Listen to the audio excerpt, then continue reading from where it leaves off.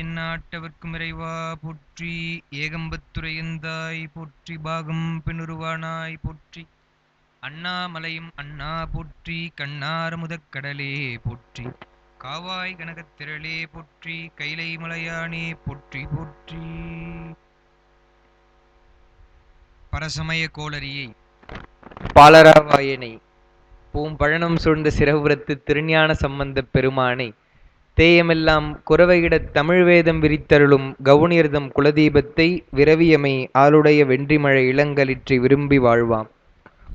தூக்கு சீர் திருத்தொண்டத் தொகை விரிவாக்கினால் சொல வல்லபிரான் எங்கள் பாக்கிய பயனா பதிக்குன்றைவாழ் சேக்கிழானடி சென்னி இருத்துவாம்.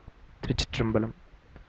எல்லாம் வல்ல கச்சி ஏகம்பப் பெருமானுடைய திருவடிகளை என்னுடைய மனமொழிமைகளால் வணங்கிக் கொள்கின்றேன்.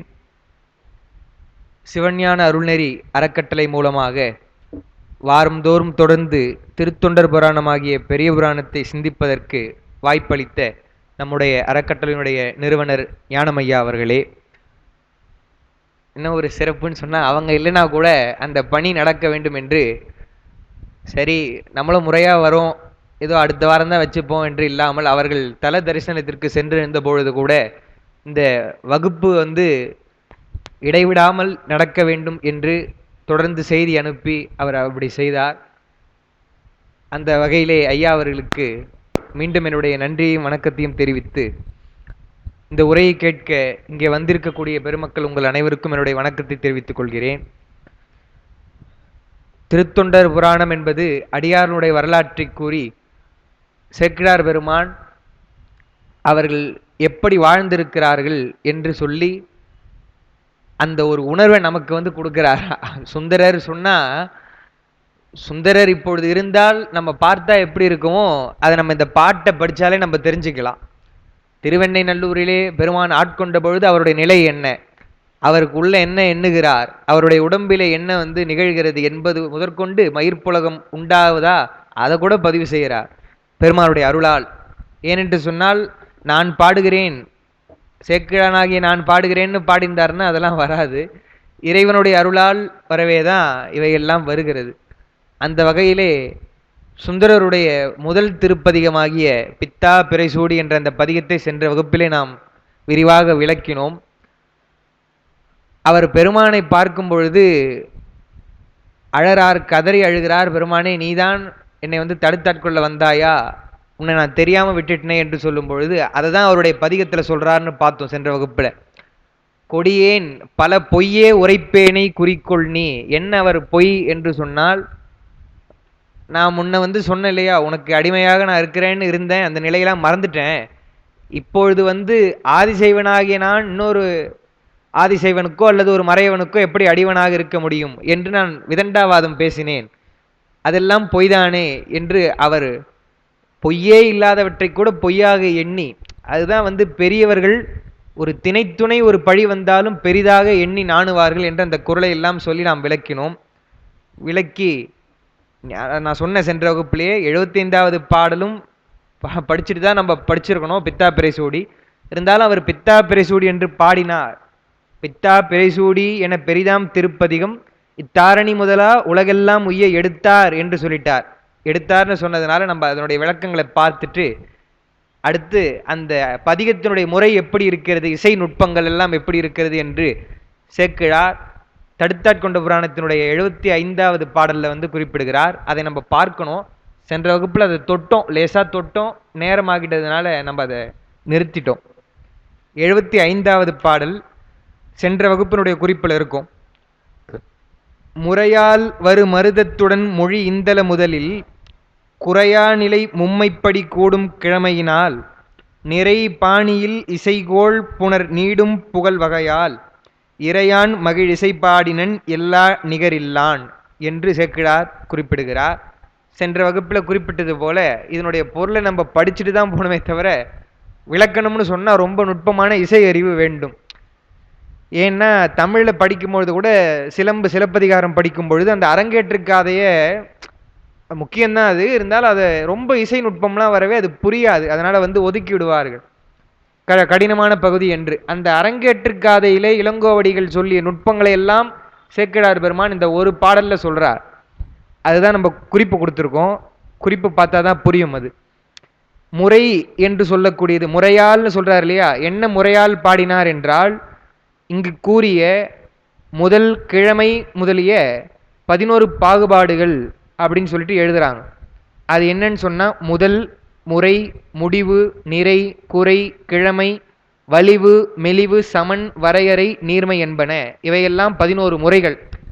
ஒரு இசை என்று சொன்னால் அவங்க பாடுறாங்கன்னா கேட்கிற மாதிரி பாடணும், ஓரளவுக்காச்சும் அந்த ஞானம் இருக்கணும்னு சொல்லுவாங்க. பெருமான் திருவிளையாடல்ல வந்து வரார், இசை வல்லவனாக விறகு வெட்டியா வரார். அப்புறம் வந்து அது அந்த சினிமால அந்த காலத்துல எடுத்தப்போ சிவாஜி கணேசன் தான் வருவார். திருவிளையாடல் படத்துல வரும்பொழுது அந்த பாகவதனுடைய இல்லத்திற்கு வெளியே இருந்து அவர் பாடுவார். எல்லாருக்கும் தெரிஞ்ச பாட்டு தான் அது. நான் அசைந்தால் அசையும் அகிலம் எல்லாமேன்னு பாடும் பொழுது அவர் உடனே ஸ்தம்பித்து போய் அந்த பாகவதர் வெளியே வந்து கேட்பார் அவரிடத்துல, யாரு ஒரு இனிமையான குரல் இங்கே கேட்டதே என்று சொன்ன உடனே, ஐயோ சாமி நான் தான் சும்மா கத்தனேன் அப்படின்னுவார்.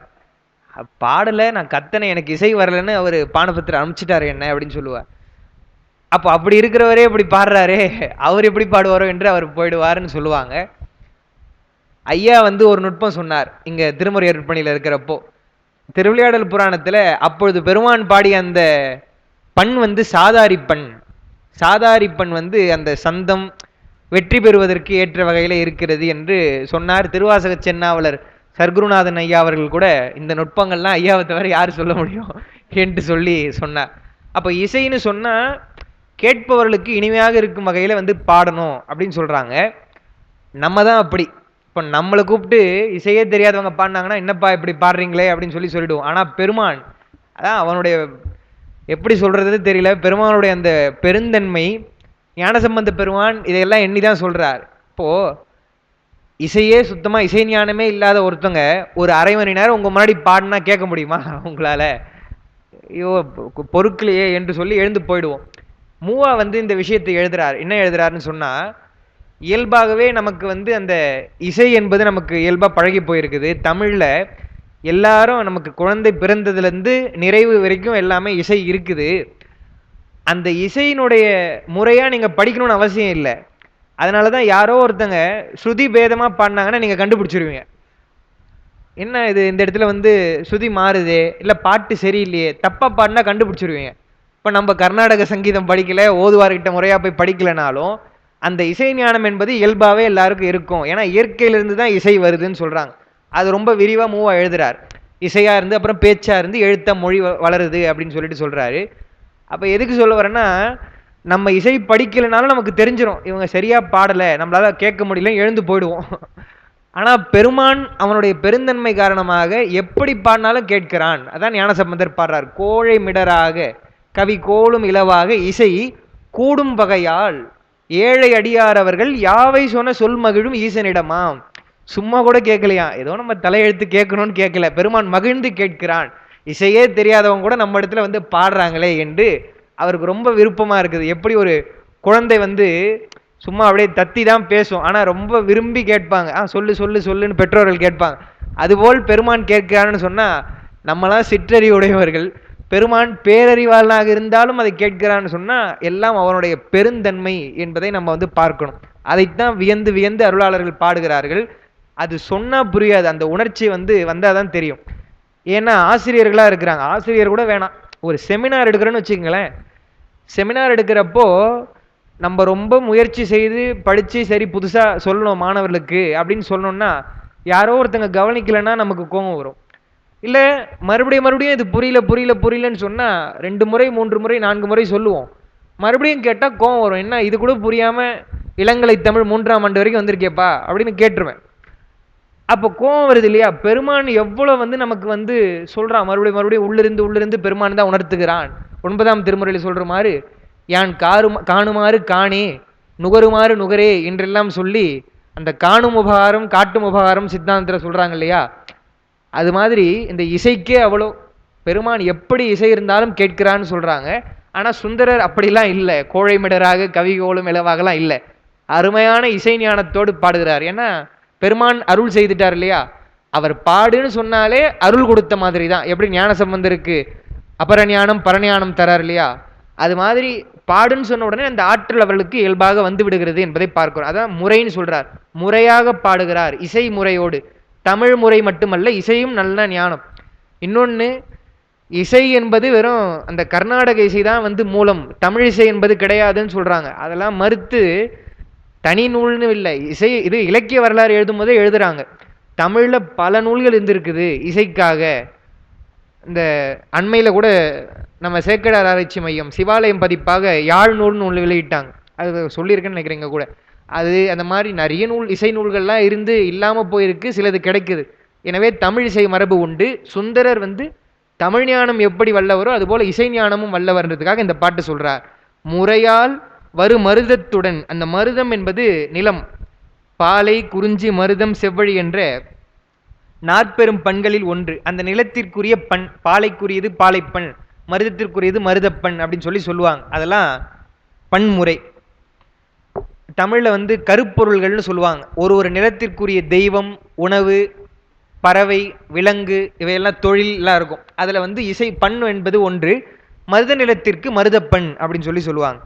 அந்த பண்களிலே ஒன்றாக இருக்கக்கூடிய மருதப்பண் எடுத்து எது அப்பனா நம்ம சிந்தித்து பார்த்தால் இந்தளம் என்பது அந்த மருதத்தோடு பொருந்தி வருகிறது என்பதை நம்ம புரிஞ்சுக்கணும். இந்தளம்னு சொல்றாரு இல்லையா, இந்தளத்துல எழுதுறாங்க பாருங்க, நவிர் வடுகு வஞ்சி செய்திரம் என்னும் மருத யாழ்த்திறன் பெரும் பிரிவினுள் ஒன்றாகிய வடுகு என்றும்.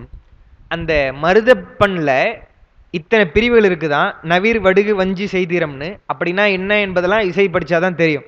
அதுல வந்து வடுகு என்று சொல்லக்கூடிய அந்த ஒரு பிரிவு, இந்த ராகத்திலேயே ஒரு ராகம் தாய் ராகம்னு சொல்லுவாங்க. அந்த ராகத்திலிருந்து பிரிந்து வந்த ராகங்கள்லாம் சிலதெல்லாம் சொல்லுவாங்களே, அது மாதிரி மருதப்பண்ணில அமைந்த உட்பிரிவுல வடுகு என்ற அந்த பிரிவில் இந்தளப்பண் வருகிறது என்று வழங்கும் என்பர்.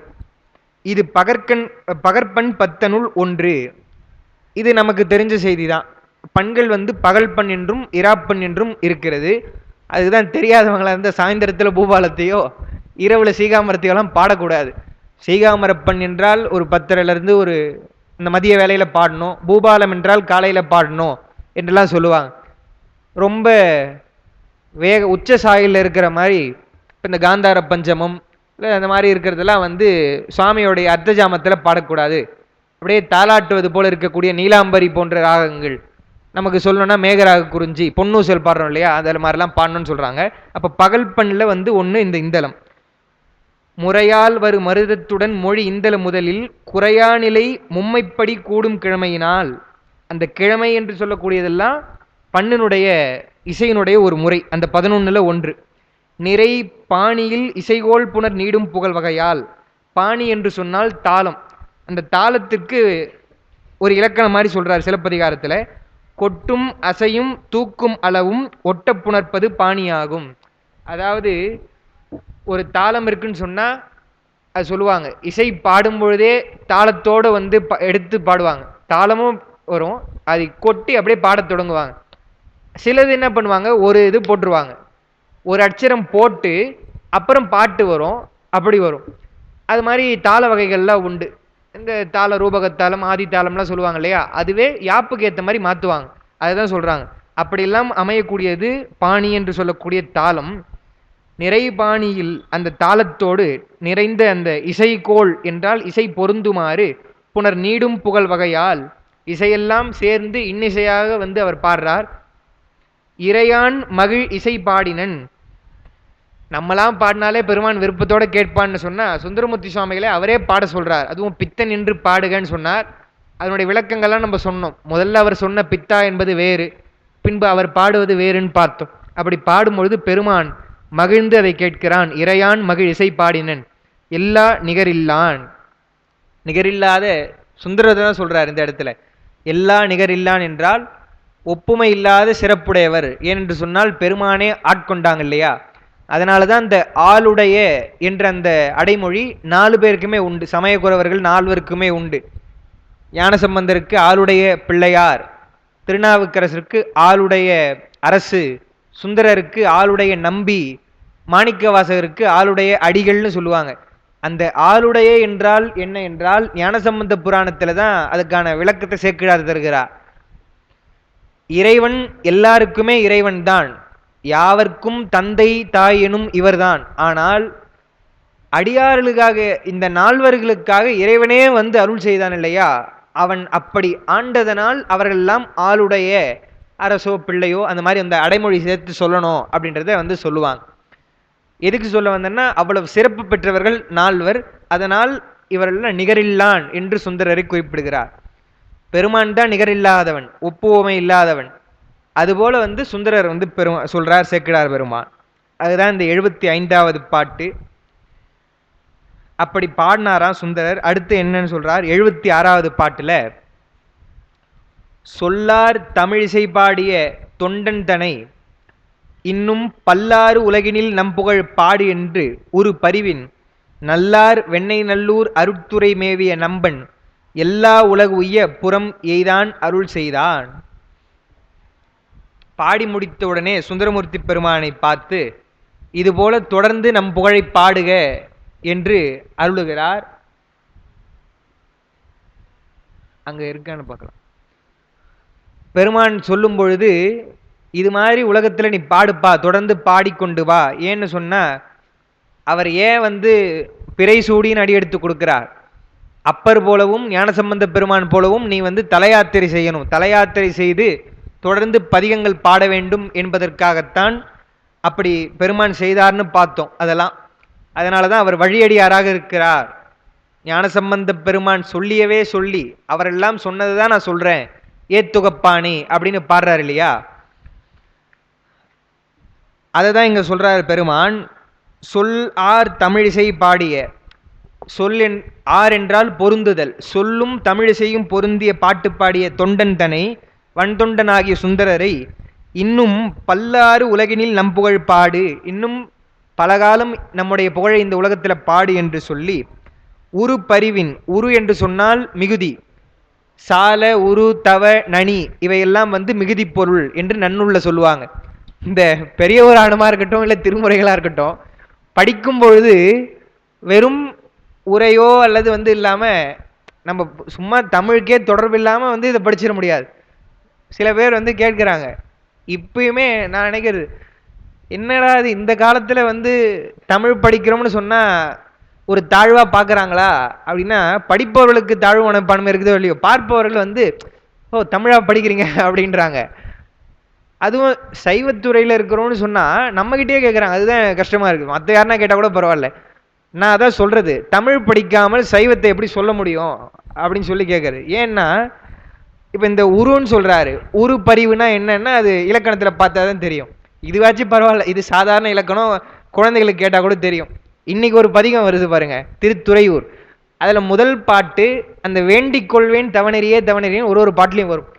அதுக்கு அருணையாருடைய உரையில ஒரு இலக்கண குறிப்பு எழுதியிருக்கிறாங்க. ஒண்ணுமே புரியல அந்த இலக்கண குறிப்பு.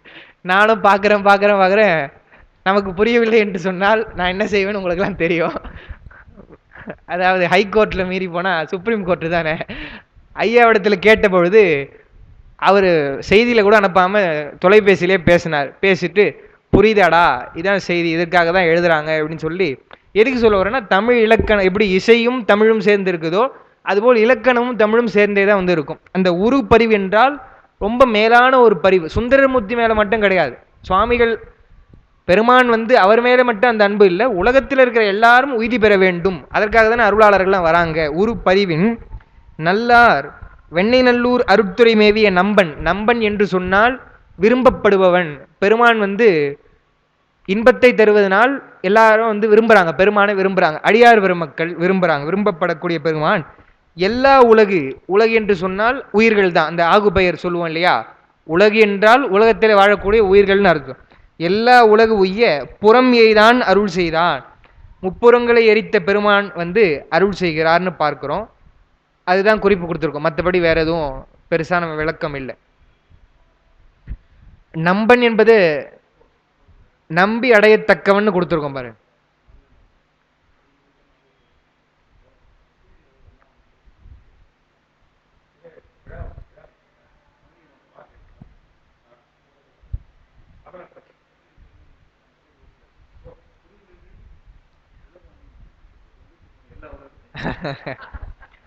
அதான்.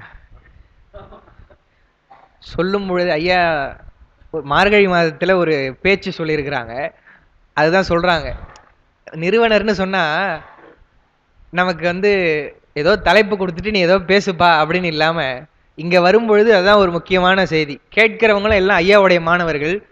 நிறுவனர் சொல்ல வேண்டியதே இல்லை. அவர் எப்பதுல இருந்தோ ஐயாவுடைய மாணவரா இருக்கவே ஒண்ணு நான் அப்படி போக முடியாது. தவறா கரெக்டா புடிச்சிருவாரு. இந்த இடத்துல தப்பா சொன்னீங்க, இல்ல இது மறுபடியும் சொல்லுங்கன்னு சொல்லிடுவார். அது மாதிரி இது பல்கலைக்கழகம் மாதிரி தான். அவங்களாம் அங்க படிச்சவங்க. இதுவே அப்படிதான் இருக்கு. இன்னொன்னு ஒரு தலைப்பு கொடுக்கும்பொழுது இவங்க எப்படியோ அணுகட்டும் அப்படின்னு இல்லாம தலைப்பு சொன்னார். சொல்லிட்டு அவரே வந்து ஒரு கோட் பண்ணிட்டார். ஆழ்க தீயது எல்லாம் அரண்நாமமே சொல்றேன் ஞானசம்பந்தர் சொல்றார், அது தொடர்பா பேசலாம் என்று சொல்லி அந்த மைய கருத்தை நம்ம எது எடுப்போமோ அல்லது எடுக்க வேண்டி இருக்குமோ அதெல்லாம் வந்து நாங்க அப்படிதான் பண்ணுவோம். சிலபஸ் வச்சா இதெல்லாம் மேற்பார்வை நூல்கள்னு கொடுக்குற மாதிரி ஒரு ப்ராஜெக்ட் மாதிரி இதெல்லாம் வந்து அதுதான் வந்து இந்த உலகு உய்யன்னு சொன்னார் இல்லையா, அதுதான் வந்து வேண்டும் நமக்கு நமக்கு நமக்கு என்று இல்லாமல் வந்திருக்கிறார் இல்லையா. அவர் கூட சொல்லுவார், பேர் சொல்லக்கூடாதுன்னு சொல்லுவாரு, பதிவாகிறதுனால நான் சொல்லலை. நம்ம ஐயாவுடைய மைத்துனர் சக்தி அண்ணா அவர்கள் சொல்லும் பொழுது எதுக்கு வந்து ஏதோ நாங்கள் பாட்டுன்னு ஐயா இருக்கிறாரு கேட்டுப்போம், இல்லை ஏதோ ஒரு அருணையாருடைய கட்டுரைகள்லாம் வருதுன்னு சொன்னால் நாங்களே வச்சுப்போம் என்று இல்லாமல் அவர் சொல்ற முதல் வார்த்தை என்னன்னா, ஒன்று அந்த பணி விரைவாக நடக்கணும், நம்ம கிட்ட வந்ததுக்கு அப்புறம் விரைவாக நடக்கணும். ஏன் விரைவாக நடக்கணும் அல்லது புத்தகமாக இப்போ ஆக்கணும்னு சொன்னால் நம்ம மட்டும் வச்சுக்கலாம் அல்லது நம்ம படிச்சுக்கலாம் அப்படின்னு சொல்றது அது ஒரு சுயநலமாக இருப்பது சைவமே இல்லைன்னு. சைவம் என்று சொன்னாலே பொதுநலம் தான். அது மகா சன்னிதானம் சேக்கிடார் வேலையில் அருமையாக பேசுனாங்க. பேசும்பொழுது வழிபாடு செய்ய போகிறாங்க, போகிறவங்க எதுக்கு அந்த அறவும் தீண்டப்பட்டதை வந்து போய் எழுப்புறாரு ஞானசம்பந்தர், ஒரு சமூக பணியை ஏன் செய்கிறாருன்னு சொன்னால் அவர் துறவுன்னு சொன்னாலே அதுதான். பிற உயிர்களுடைய அதெல்லாம் இன்னைக்கு எழுதியிருக்கோம் தவநெறிக்காக. பிற உயிர்களுடைய துன்பத்தை பார்க்கும் பொழுது நம்முடைய துன்பத்து மாதிரி நினைக்கணும். அதுதான் வள்ளலார் கூட செய்தார். வாடிய பயிரை பார்க்கும்போது கூட நான் வாடினேன் என்று சொல்றாருன்னு சொன்னா அது அவருடைய பெரிய பெருந்தன்மை பெரிய குணம்னு பார்க்கிறோம். அவங்கெல்லாம் அருள் நிலைக்கு போயிடுறாங்க அப்படின்னு பார்க்கிறோம். அதுதான் உலக உய்ய பாடினார்னு சொல்லிட்டாங்க. பெருமான் அருள் செய்கிறார். இது ஒன்று போதாதுப்பா, இன்னும் நீ நிறைய பாடணும், உன்னுடைய தொண்டு நிறைய இருக்குது என்பது போல சொல்றார். 77வது பாட்டு. அயலோர் தவமுயல்வார் பிறரன்றே மனமழியும் செயலால் நிகழ் புத்தூர் ஒரு சிவவேதியன் மகளும் உயர் நாவலர் தனிநாதனை ஒழியாது உணர் வழியில் பெயராதுயர் சிவலோகமும் எளிதாம் வகை பெற்றார் என்று சொல்றார். இது என்னன்னு சொன்னா, அந்த திருமண ஏற்பாடு செய்தாங்க இல்லையா, யார் சுந்தரருடைய திருமணத்தில் தான் அவர் தடுத்தாட்கொண்டார். மனம் வந்த புத்தூர் அல்லது மனம் தடுக்கப்பட்ட அந்த புத்தூர், அங்க அந்த பெண்ணுடைய நிலைமை என்ன அது சொல்றாரு பாருங்க சேக்கிழார் பெருமான். அது ரொம்ப அருமையான பாட்டு. இது என்னன்னா, அயலோர் தவம் முயல்வார் பிறரன்றே, மற்றவங்கெல்லாம் வந்து சிவலோகம் பெறுவதற்கு தவம் முயல்வார்கள், ஆனால் இவங்க எந்த ஒரு தவமும் செய்யாமல் எளிதாம் வகை பெற்றார் என்று சொல்லிட்டாங்க. எப்படின்னு சொல்லும் பொழுது, மனமழியும் செயலால் நிகழ் புத்தூர் ஒரு சிவவேதியன் மகளும், அந்த சிவாச்சாரியாராக இருக்கக்கூடிய அவருடைய மகள் சுந்தரருக்கு மனம் பேசினாங்க இல்லையா, அந்த மணப்பந்தல் வரைக்கும் போயிட்டாங்க, திருமணம் நின்று போச்சு. இப்போ அவங்க என்ன பண்ணலாம், வேற ஒரு திருமணம் செய்திருக்கலாம். ஆனால் அப்படி செய்யாம சுந்தரரையே எண்ணிக்கொண்டிருக்கிறார்கள். இதெல்லாம் வந்து எவ்வளவு ஒரு உயர்ந்த நாகரிகம், தமிழ் நாகரிகம் என்பதை பார்க்கணும். நம்முடைய ஒன்று வேண்டாம், நால்வரிலேயே வந்து சுந்தரர் ஒரு வரலாற்றில் இப்படி ஒரு சான்று. அடுத்ததாக சொன்னா ஞானசம்பந்தருடைய வரலாற்றில் சொல்லணும்னு சொன்னா, அந்த திருமருகள் சொன்ன இல்லையா, உடன்போக்காக வந்தவங்க இறந்து போன பிறகு கூட அவனை தீண்டி அழ முடியவில்லை என்று சொல்றாங்க. அப்ப எவ்வளவு உயர்ந்த நாகரிகம் இங்க சொன்னோம். திருநாவுக்கரசர் எடுத்துக்கிட்டோன்னு சொன்னா, திருநாவுக்கரசருடைய தமக்கையார் மனம்தான் பேசுறாங்க, அவர் போர்ல இறந்துட்டார்னு சொன்னா நான் வந்து இதுக்கடுத்து எந்த ஒரு அணிகலன்களையும் அணிய மாட்டேன், அம்பொன் மணிலாம் தாங்க மாட்டேன் என்று சொல்லி இயல்பான ஒரு கோலத்திலே இருக்கிறார் என்று சொன்னால், பேசிட்டாலே கணவன் தான் அவர் என்று சொல்லி இருக்கக்கூடிய அந்த ஒரு பக்குவம், உயர்ந்த நிலை, அதெல்லாம் வந்து கற்பில் அப்படி இருந்திருக்கிறாங்க, சிறந்து இருந்திருக்கிறார்கள் அந்த பெண்கள்னு பார்க்கிறோம். ஆமா, வாழவே கூடாதுன்னு நினைக்கிறாங்க. தம்பியார் உலராக வேண்டும் என வைத்த தயான்றார் சேக்கிழார் பெருமான். அவர் வந்து கதறி அழறார், அப்படியே பார்க்குற அந்த பார்வையே, அக்கா அப்படின்னா அடுத்து நான் என்ன பண்றதுன்ற மாதிரி பார்க்கிறார். அப்பதான் வந்து சரி என்று இருக்கும்பொழுது தான் அவங்களுக்கு எவ்வளவு வேதனையா இருக்கும்னு நினைச்சு பாருங்க. அதான் அந்த பக்தியினுடைய உரைப்பு நம்பிக்கை என்று எழுதிட்டு நீங்க சைவத்துல யார் என்றால் திலகவதியார் தான். பெருமான் இவரு அப்ப வந்து திருநாவுக்கரசர் அல்ல, தம்பிக்காக இருக்கிறாங்க, மருள் நீக்கியாருக்காக இருக்கிறாங்களே. பெருமான் என்ன பண்ணிருக்கணும், அப்பயே சைவத்துல வந்திருக்கணும். அவங்க சமணத்துக்கு போயிடுறாரு. எவ்வளவு காலம் நம்ம வேண்டுதல் செய்யறாங்க திருவதிகை பெருமான் இடத்துல. ஆனால் கண்டிப்பா பெருமான் அருள் செய்வான்னு அவங்க என்றாங்க. அந்த நம்பிக்கை கொஞ்சம் கூட குறையல. அதனாலதான் பெருமான் அருள் செய்கிறார். எனவே கொடுப்பாரோ கொடுக்க மாட்டாரோ, பெருமான் கேட்பாரோ கேட்க மாட்டாரோன்னா கேட்க தான் மாட்டார். நம்பிக்கை என்பது மிக முக்கியம்னு பார்க்கிறோம். அதான் இதுல சொல்றார். அந்த பிறர் அன்றேன்னு சொல்றார் இல்லையா, அயலோர் தவம் முயல்வார் பிறர் அன்றே மனமழியும் செயலால். அந்த அன்றே என்பது மனத்தொழில் தொடங்க பெற்ற நாள் அன்றே. மனம் அழியும் செயல் என்பது துன்புறு வாழ்க்கை தொடர்தற்குரிய மனத்தொழில் சிதைதற்கு ஏதுவாகிய அணுக்கக கிருத்தியால். இது என்னன்னா, திருமணம் செய்திருந்தா கூட அவங்களுக்கு வந்து பெருசா பயன் கிடையாது. பயன்தான், சுந்தரர் திருமணம் செய்ததா ஒரு பெரிய தவம் தான். இருந்தாலும் அதை விட சிவலோகம் பெற்றுட்டாங்களே எளிமையா, அது எவ்வளவு பெரிய விஷயம். அதனால திருமணம் தடைப்பட்டது வந்து ஒரு தடை இல்லையா, அது பெருமானுடைய அனுக்கிரகம் அப்படின்னு எழுதுறாங்க உரை. மனத்தொழில் சிதைதற்கு ஏதுவாகிய அனுக்கிரக கிருத்தி. கிருத்தி என்றால் செயல். அது வந்து உரையாசிரியர் வடமொழியில் எழுதுறாங்க. அப்படி தடைப்பட்டதனால் என்ன பண்றாங்களாம், உயர் நாவலர் தனிநாதனை. உயர் நாவலர் என்றால் திருநாவலூரில் இருக்கக்கூடிய நம்ம சுந்தரமூர்த்தி சுவாமிகளை அவரை தனிநாதன் சொல்றார். அந்த தனிநாதன் என்று சொல்லும் பொழுது ஏகாரம் தொக்கதுன்னு எழுதுறாங்க உரையாசிரியர்கள். பாட்டு வந்து தனிநாதன் இருக்குது. நம்ம எப்படி படிக்கணும்னா, உயர் நாவலர் தனிநாதனையே, அவரையே தான் நினைச்சிட்டு இருக்காங்க, மற்ற யாரையும் நினைக்கல. அந்த பிரிநிலை ஏகாரம் தொக்கதுன்னா மறைந்து வருது. நாதனையே ஒழியாது உணர்வழியில் அவரையே வந்து நினைத்து கொண்டு இருக்கிறானுங்க. வகையும் என கூட்டி உரைக்கின்றாங்க. அந்த வகைன்னு சொன்னா உபாயம். நம்ம வந்து அடுத்து ஏதாவது செய்யலாம்னு இல்லாம அவரே நினைத்து கொண்டிருக்கிறாங்க. அந்த உபாயமாவது இவர் சீக்கிரஸ் கொடுத்துருக்காரு. அந்த உரையை ஸ்ரீமத் முத்துக்குமார சுவாமி தம்பிரானுடைய உரைன்னு அவர் மேற்கோள் காட்டுறார். என்னன்னா, அந்த உபாயமாவது தனிநாதனார் கழல் உள்ள புண்டரிகத்து வைத்து வழிபடுதல்னு எழுதுறார். சும்மா நினைச்சதில்லை, ஐயோ நம்ம திருமணம் வந்து நின்று போச்சேன்னு இல்லாம சுந்தரரை தெய்வமாக அவர்கள் எண்ணி மனசுல வந்து வழிபடுகிறார்கள் என்றுதான். அப்படி இருந்ததுனால தான் அவங்க என்ன பண்றாங்க, பெயராது உயர் சிவலோகமும், அந்த உயர்ந்த சிவலோகத்தை பெற வேண்டும் என்று சொன்னால் தவம் வேண்டும். அந்த தவம் என்பது சுந்தரர் நினைத்திருந்தது அவளுக்கு யோகம் போல, ஏறத்தாழ யோகம் போல. அவங்க அதனால எளிதாம் வகை பெற்றால் சிவலோகத்தை எளிமையாக அவர்கள் பெற்றார்கள் என்று எழுதுகிறார்கள். அதே மாதிரிதான் பெருமழை குறும்பர் என்பதை நமக்கு வந்து தெரியும். நம்ம குருநாதர் பேசும்போது சொல்லியிருக்கிறாங்க, 26வது குருமகா சன்னிதானம் இருந்தாங்க இல்லையா தர்மயாதனத்தில், அவங்க வந்து பஞ்சாட்சரம் என்பதிலேயே வந்து தூல பஞ்சாட்சரம் சூக்கும பஞ்சாட்சரம் நம்ம சொல்றோம். அது மாதிரி நம்முடைய சமயக்குறவர்களுடைய நால்வருடைய பெயரும் வந்து பக்த பஞ்சாட்சரம் அதுன்னு சொல்றாங்க. ஏன்னா எப்படி திருவைந்தெழுத்து வந்து நமக்கு வீடு பேருக்கு ஏதுவாக இருக்கிறதோ அதுபோல் அவருடைய அந்த நாமமே போதும், அவன் நாமமே சிந்தை செய்யின்னு சொல்றாங்க இல்லையா, அது மாதிரி அவருடைய நாமமே போதும், நால்வரை எண்ணி இருந்தாலே நமக்கு வந்து இந்த வீடு பேர் என்பது எளிமையாக கிடைக்கும் என்பதை இவரெல்லாம் சான்று. இந்த அம்மா பெருமழை குறும்பர் போன்றவர்கள், இன்னும் திருநாவுக்கரசர் எடுத்துக்கிட்டோம்னா அப்பூதி அடிகளா, இப்படிலாம் பல பேர் வந்து இருக்கிறாங்க. 78வது பாட்டு. ஆமா, திருநாவுக்கரசு எனும் அந்த ஒரு பெயரை எழுதியும் கூறியுமே என்றும் துன்பில் பதம் பெற்றான் ஒரு நம்பி அப்பூதி என்னும் பெருந்தகையே அப்படின்னு சொன்னார். அவருடைய பெயரை சொல்றார், எழுதுறார், எதுவா இருந்தாலும் திருநாவுக்கரசு தான் அவருக்கு. அப்படி இருக்கும் பொழுது அவர் எளிமையாக பெற்றார் என்பதை தான் என்றும் துன்பில் பதம் பெற்றார், அதுவும் ஒப்பற்ற நம்பின்னு சொல்றார். ஒரு நம்பி அப்போது என்னும் பெருந்தகையே என்று அவர் பாடுறாங்கன்னு பார்க்கிறோம். அது எல்லாமே திருநாவுக்கரசராக தான் இருந்தார் என்று சொல்லும் பொழுது, அவர் மகனுக்கு கூட மூத்த திருநாவுக்கரசு இளைய திருநாவுக்கரசுன்னு வைத்தாங்க இல்லையா, அது வந்து வகுப்புல நான் ஒரு சொல்ல வேண்டியதா இருந்தது. என்னன்னா, மொழி வரலாறு மூவாவனுடைய இது மாணவர்கள் பாடம் எடுக்கிறாங்க. அதுல வந்து பெயரன்னு வரும்போ ஏதோ சொல்றாங்க, இந்த மாதிரி பெரியவருடைய பெயரை வைப்பது தான் வந்து மரபு, அந்த தாத்தாவனுடைய பெயரை வைப்பது அந்த காலத்துல ஒரு மாணவர் வந்து என்னுடைய நண்பர் எடுக்கிறார். எடுக்கும் பொழுது உட்கார்ந்துட்டு இருக்கிறவங்க கேள்வி கேட்கலாம் இல்லையா, எல்லாம் ஒருத்தவங்க கேள்வி கேட்டாங்க, இப்படி தாத்தாவுடைய பெயரை வைக்கணும்னு சொன்னா இப்படி குழந்தைகள்லாம் பிறந்துகிட்டே இருக்கப்போ ஒரு 3 குழந்தை 4 குழந்தை பிறந்ததுன்னா என்ன பண்றது, ஒரே பேரையா 4 பேருக்கு வைக்கிறது அப்படின்னு சொல்லி கேட்டாங்க. நான் உடனே எழுந்து நின்று சொன்னேன். அவர் நான் பதில் சொல்லட்டுமா அப்படின்ன உடனே சொல்ல சொன்னாங்க. இது மாதிரி வந்து திருத்தொண்டர் புராணத்தில் இருக்குது. அதனால தான் அப்பூதியடிகள் என்ன பண்ணுறார், திருநாவுக்கரசு தான் எல்லாம் நினைக்கவே மூத்த திருநாவுக்கரசு இளைய திருநாவுக்கரசுன்னு வைத்தார். அது மாதிரி வச்சுக்க வேண்டியது தான் அப்படின்னு உடனே கொஞ்ச நேரம் அமைதியாக இருந்தாங்க எல்லாரும்.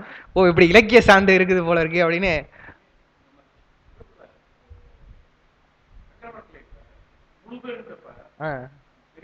ஆமா ஆமா ஆமா இது நல்லா இருக்கு இல்லையா?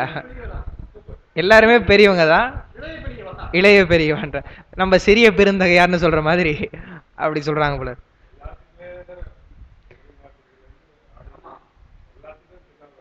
ஆமா எல்லாத்துக்கும் அவர் என்னன்னா எல்லாம் இப்ப எப்படி தாய்மானவருக்கு எல்லாம் பார்ப்பதெல்லாம் சிவமாக தெரிகிறதோ, அந்த மலரை கூட வந்து பறிப்பதற்கு பெருமானே நீதானே இருத்தி என்று பாடுறாரு இல்லையா? அது மாதிரி எதுவா இருந்தாலும் திருநாவுக்கரசு தான் அவருக்கு.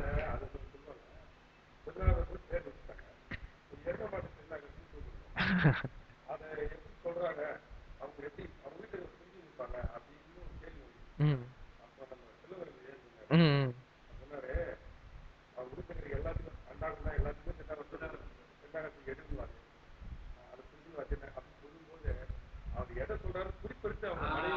ஆமா அதுதான். ஆமா ஆமா உண்மைதான். வள்ளுவர் வந்து அதை அரசியலுக்கு சொல்றார். மன்னன் வந்து குறிப்பில் குறிப்புணர்வாரை உறுப்பினுள் யாது கொடுத்தும் கொள்கின்றார். அப்படி குறிப்பு புரிஞ்சுக்கிட்டு வேலை செய்யறானா அவன் வந்து நீ உறுப்பினுள் யாது கொடுத்தும் வந்து அவனை வச்சுக்கோ, அது மாதிரிலாம் கிடைக்கிறது கஷ்டம் அப்படின்றாங்க. பிசிராந்தையாருடைய பாட்டு அதுதானே. அவர் சொல்றது என்னன்னா, எங்க ஊர்ல இருக்கக்கூடியவங்களாம் சான்றோர்கள், என்னுடைய பணியாட்கள், என்னுடைய மனைவி மகன் எல்லாம் வந்து நல்ல அந்த குறிப்பில் உணரக்கூடியவங்க நல்லா இருக்கிறாங்கன்னு சொன்னா எனக்கு ஏன் வந்து முதுமை வரப்போகுது, முடி நிறைக்க போகுது என்று சொல்லி நான் இளமையோடு இருக்கிறதுக்கான அந்த காரணமா அவர் பாடுறார். இப்போ வந்து ஏன் அந்த பிரச்சனை எல்லாம் வருது அப்படின்றத நம்ம தெரிஞ்சுக்கிறோம் இல்லையா? அதை வச்சு பொருத்தி பார்த்துக்கணும். ஔவையார் வந்து அருமையா சொன்னாங்க, ஏவா மக்கள் மூவா மருந்துன்னு சொன்னாங்க. அமிர்தம் போல ஏவான்னு சொன்னா அந்த ஏவுதல் இல்லாம அந்த குறிப்பினால வந்து செய்யணும். ஆனா பாரதியார் காலத்திலே வேலையாட்கள்லாம் எப்படி இருந்தாங்கன்னு அவர் பாடுறார். அதெல்லாம் வந்து மாறி போயிடுச்சு. வேலையாட்கள் எப்படி இருக்கலாம், இல்லறத்துல மனைவி வந்து இருக்கணும். அதுதான் வந்து அப்பூதியடிகளுக்கு வந்து அவங்க இருந்தாங்கன்னு பார்க்கிறோம். 78வது பாட்டு. நாவலர்கோன் ஆரூரன் தனை வெண்ணை நல்லூரின் மேவு அருட்துறை அமர்ந்த வேதியர் ஆட்கொண்டதற்பின் பூவலரும் தடம் பொய்கை திருநாவலூர் புகுந்து தேவர்பிரான் தனை பணிந்து திருப்பதிகம் பாடினார். இதனுடைய விளக்கம் பெருசா இல்லை.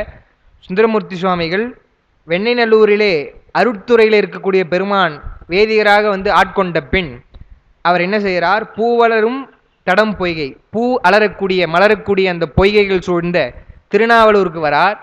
எப்பயுமே இது ஒரு மரபு. அந்த அவருடைய ஊர்ல இருக்கக்கூடிய தான் பிறந்த தலத்தினுடைய கோயில் சென்று வழிபடுவது. ஞானசம்பந்தர் அதை அருமையா செய்கிறார். எந்த தல யாத்திரை போனாலும் தல யாத்திரை தொடங்குறதுக்கு முன்னாடியும் சரி, தல யாத்திரை முடிக்கும் பொழுதும் சரி, சீர்காழி வந்து தரிசனம் செய்துட்டு தான் வந்து போகணுன்ற முறை. அதை விட இன்னொரு சிறப்பு என்னன்னு சொன்னா, பன்முறை பாடுறார் இல்லையா ஞானசம்பந்த பெருமான். இப்போ பண்ணெல்லாம் ஒரே பண்ணே வந்து ஒரே கற்றலையில் இருக்காது. இப்போ தோருடைய செவியன் விடையேறின்றது நட்டப்பாடின்னு வச்சுக்கங்களேன். அதே நட்டப்பாடையில் எல்லாம் பாட முடியாது. தோடுடைய செவியன் விடை ஏறி ஓர் தூவென் மதிசூடி, அது ஒரு கட்டளைனா, அங்கமும் வேதமும் ஓதும் நாவர் அந்தணர் நாளும் அடிபரவ, இது ஒரு கட்டளை. அப்படியே அது மாறாது, அந்த சந்தம் மாறும். அந்த கட்டளை மாறுது இல்லையா? அதை நீங்க எப்படி தெரிஞ்சுக்கலாம்னு சொன்னா, பாடிக்கிட்டே வரக்கூடியவர் சீர்காழி தொடர்பாக ஒரு பதிகத்தை பாடுவார். பிரம்மபுரம்னு தொடங்குது இல்லையா? அடுத்த கட்டளை மாறப்போதா ஒரே பண்ணல சீர்காழியோ வேணுபுரமோ கொச்சவேகமோ அந்த 12 பேர்ல ஒரு பதிகம் பாடுவார். அப்படி பாடுறாருன்னு சொன்னா அந்த கட்டளை மாறுது போல இருக்கு அப்படின்னு தெரிஞ்சுக்கலாம். அந்த அளவுக்கு பதிகத்தில் கூட அவருடைய முறை தளத்தை விட்டுறக்கூடாதுன்ட்டு இவர் சுந்தரர் அதான் பண்றார். வெண்ணெய்நல்லூர் பெருமான் ஆட்கொண்ட உடனே ஊருக்கு வந்து என்ன பண்றார், திருநாவலூர்ல இருக்கக்கூடிய பெருமானை தரிசனம் பண்ணணும். அதனாலதான் இந்த தலத்து பெருமான் ரொம்ப முக்கியம்னு சொல்லுவாங்க. ஆனா என்ன ஒரு இதுன்னா, அப்ப பாடின பதிகம் நமக்கு வந்து கிடைக்கல. ஒரு நன்றி சொல்ற விதமா பாடியிருப்பார், வியந்து பாடியிருப்பார். பெருமானே என்னை அருள் எப்படி பித்தா பிறை சூடி பார்த்தோமோ அது மாதிரி நெகிழ்ந்து பாடிக்கக்கூடிய பதிகம் அது வந்து கிடைக்கல. ஆனா திருநாவலூர் பதிகம் இருக்குது. அது அப்புறம் பாடிய பாட்டு தான். அது கோவலன் நான் முகன்னு தொடங்கக்கூடிய பாட்டு. தேவர் பிரான் தேவர்களுக்கெல்லாம் தலைவனாக இருக்கக்கூடிய பெருமானை பணிந்து திருப்பதிகம் பாடினார்னு சொன்னார். 79வது பாட்டு சிவன் உரையும் திருத்துறையூர் சென்று அணைந்து. அவருடைய தலயாத்திரை தொடங்குது. திருத்துறையூர் சென்று அணைந்து தீவினையால் அவனெறியில் செல்லாமே தடுத்தாண்டாய் அடியேற்கு தவநெறி தந்து அருள் என்று தம்பிரான் முன்னின்று பவநெறிக்கு விளக்காகும் திருப்பதிகம். அதை அண்டர்லைன் பண்ணிக்கணும். பவநெறிக்கு விளக்காகும் திருப்பதிகம் என்பது சேக்கிழார் பெருமான் சொல்றார். அந்த பதிகத்தை சொல்றார். சுந்தரர் நமக்கு தெரிஞ்ச பதிகம் தான் திருத்துறையூர்ல. அதுதான் இன்னைக்கு கொடுத்துருப்பாங்க உங்களுக்கு. மலையார் அருவித்திரள் மாமணி உந்தின்னு அந்த பதிகம். அதுல ஒரு பாட்டிலையும் தவநெறி வேண்டும் தவநெறி வேண்டும்னு கேட்கக்கூடியது. ஏதோ அவருக்கு தவநெறி கேட்கிறார்ன்றது இல்லாம அந்த பதிகத்தினுடைய பயனாக சுந்தரர் சொல்வதை தான் இங்க சொல்றார் சேக்கிழார்.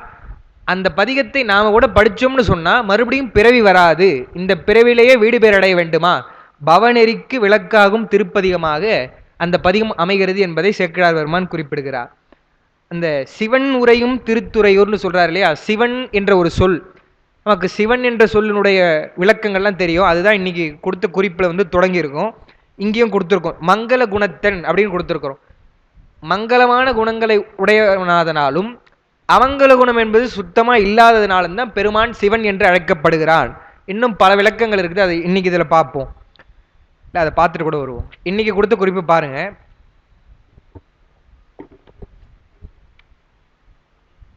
கொடுத்துட்டாங்களா? கொடுக்கணும்.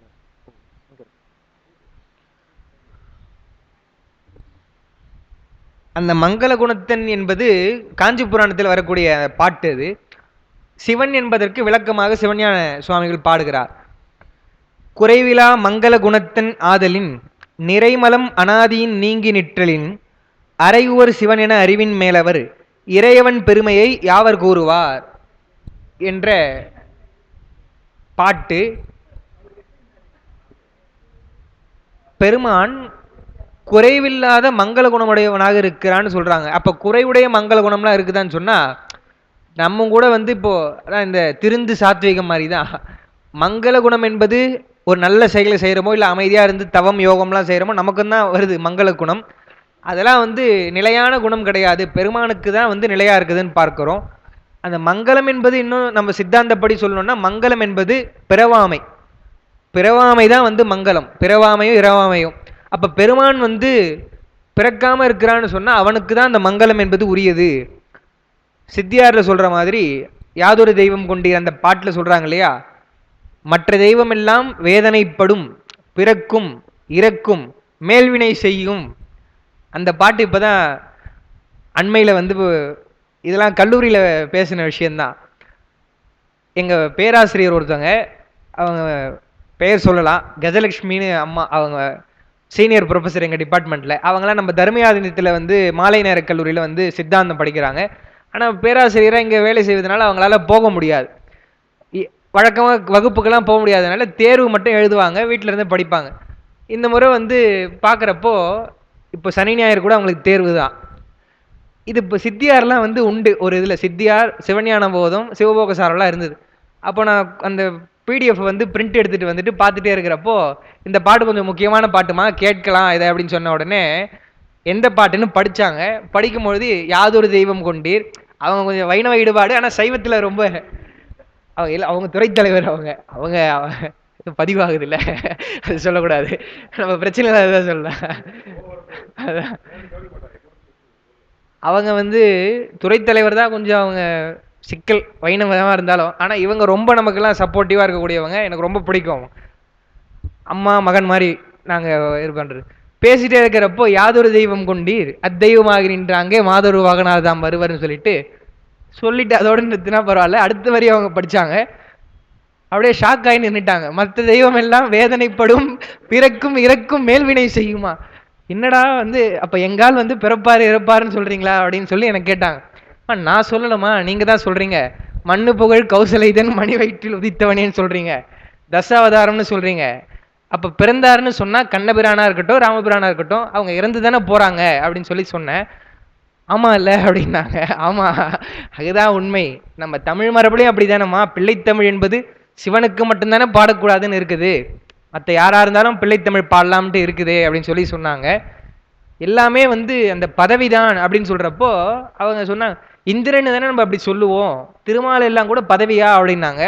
ஐயோ இல்லை, பதவி தான், அவையெல்லாம் பதவி தான், பெருமான் தான் அந்த அதிகாரம் கொடுக்குறான் அவர்களுக்குன்னு சொல்லும்பொழுது அதெல்லாம் புதுசாக இருக்குது.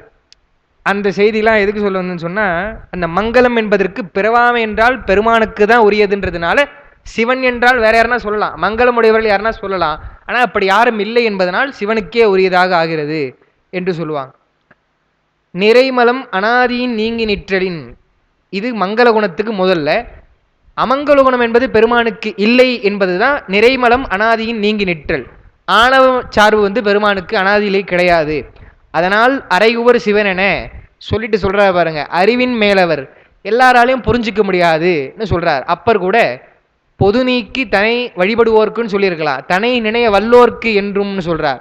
எல்லாராலையும் முடியாது, சில பேரால் தான் வந்து அது உணர முடியுமே தவிர அந்த பரத்துவத்தை புரிந்து கொள்ள முடியாது, சிவபரத்துவத்தை அப்படின்னு சொல்லிட்டு சொல்றார். அதுதான் வந்து இறைவன் பெருமையை யாவர் கூறுவார்னு சொல்றாங்க. அருணையார் அவர்கள் தான் அதில் இன்னும் விளக்கமாக இன்னும் சிவன் என்பதற்கான பொருளை எழுதுகிறார்.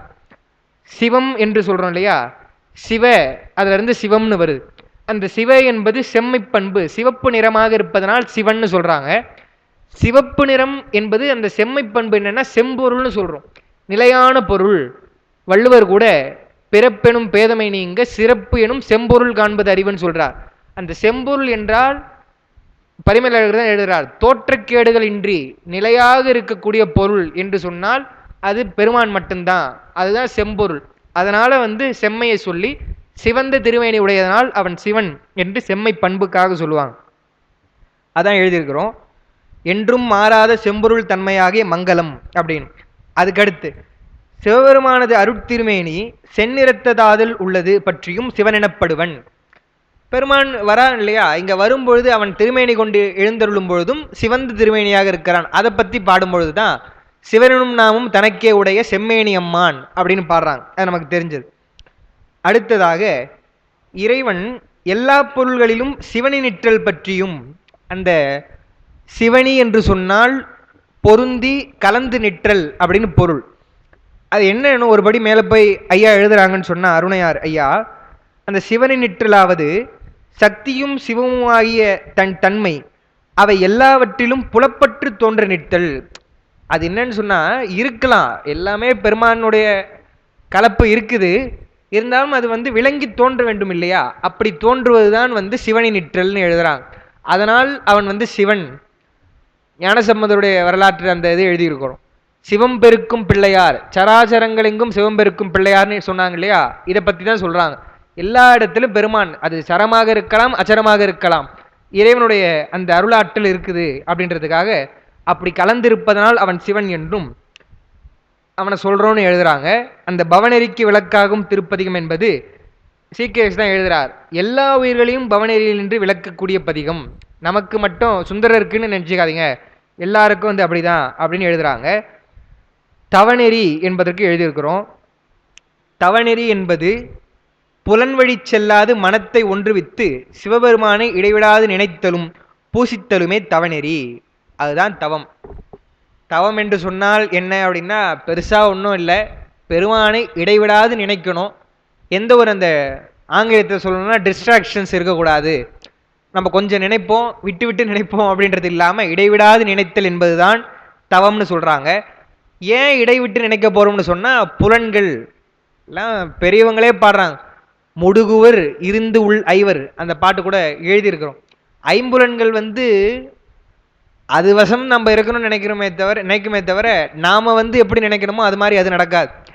அதனால் அந்த புலன் வழி செல்லாமல் இறைவனை நினைத்தல் தான் தவம்.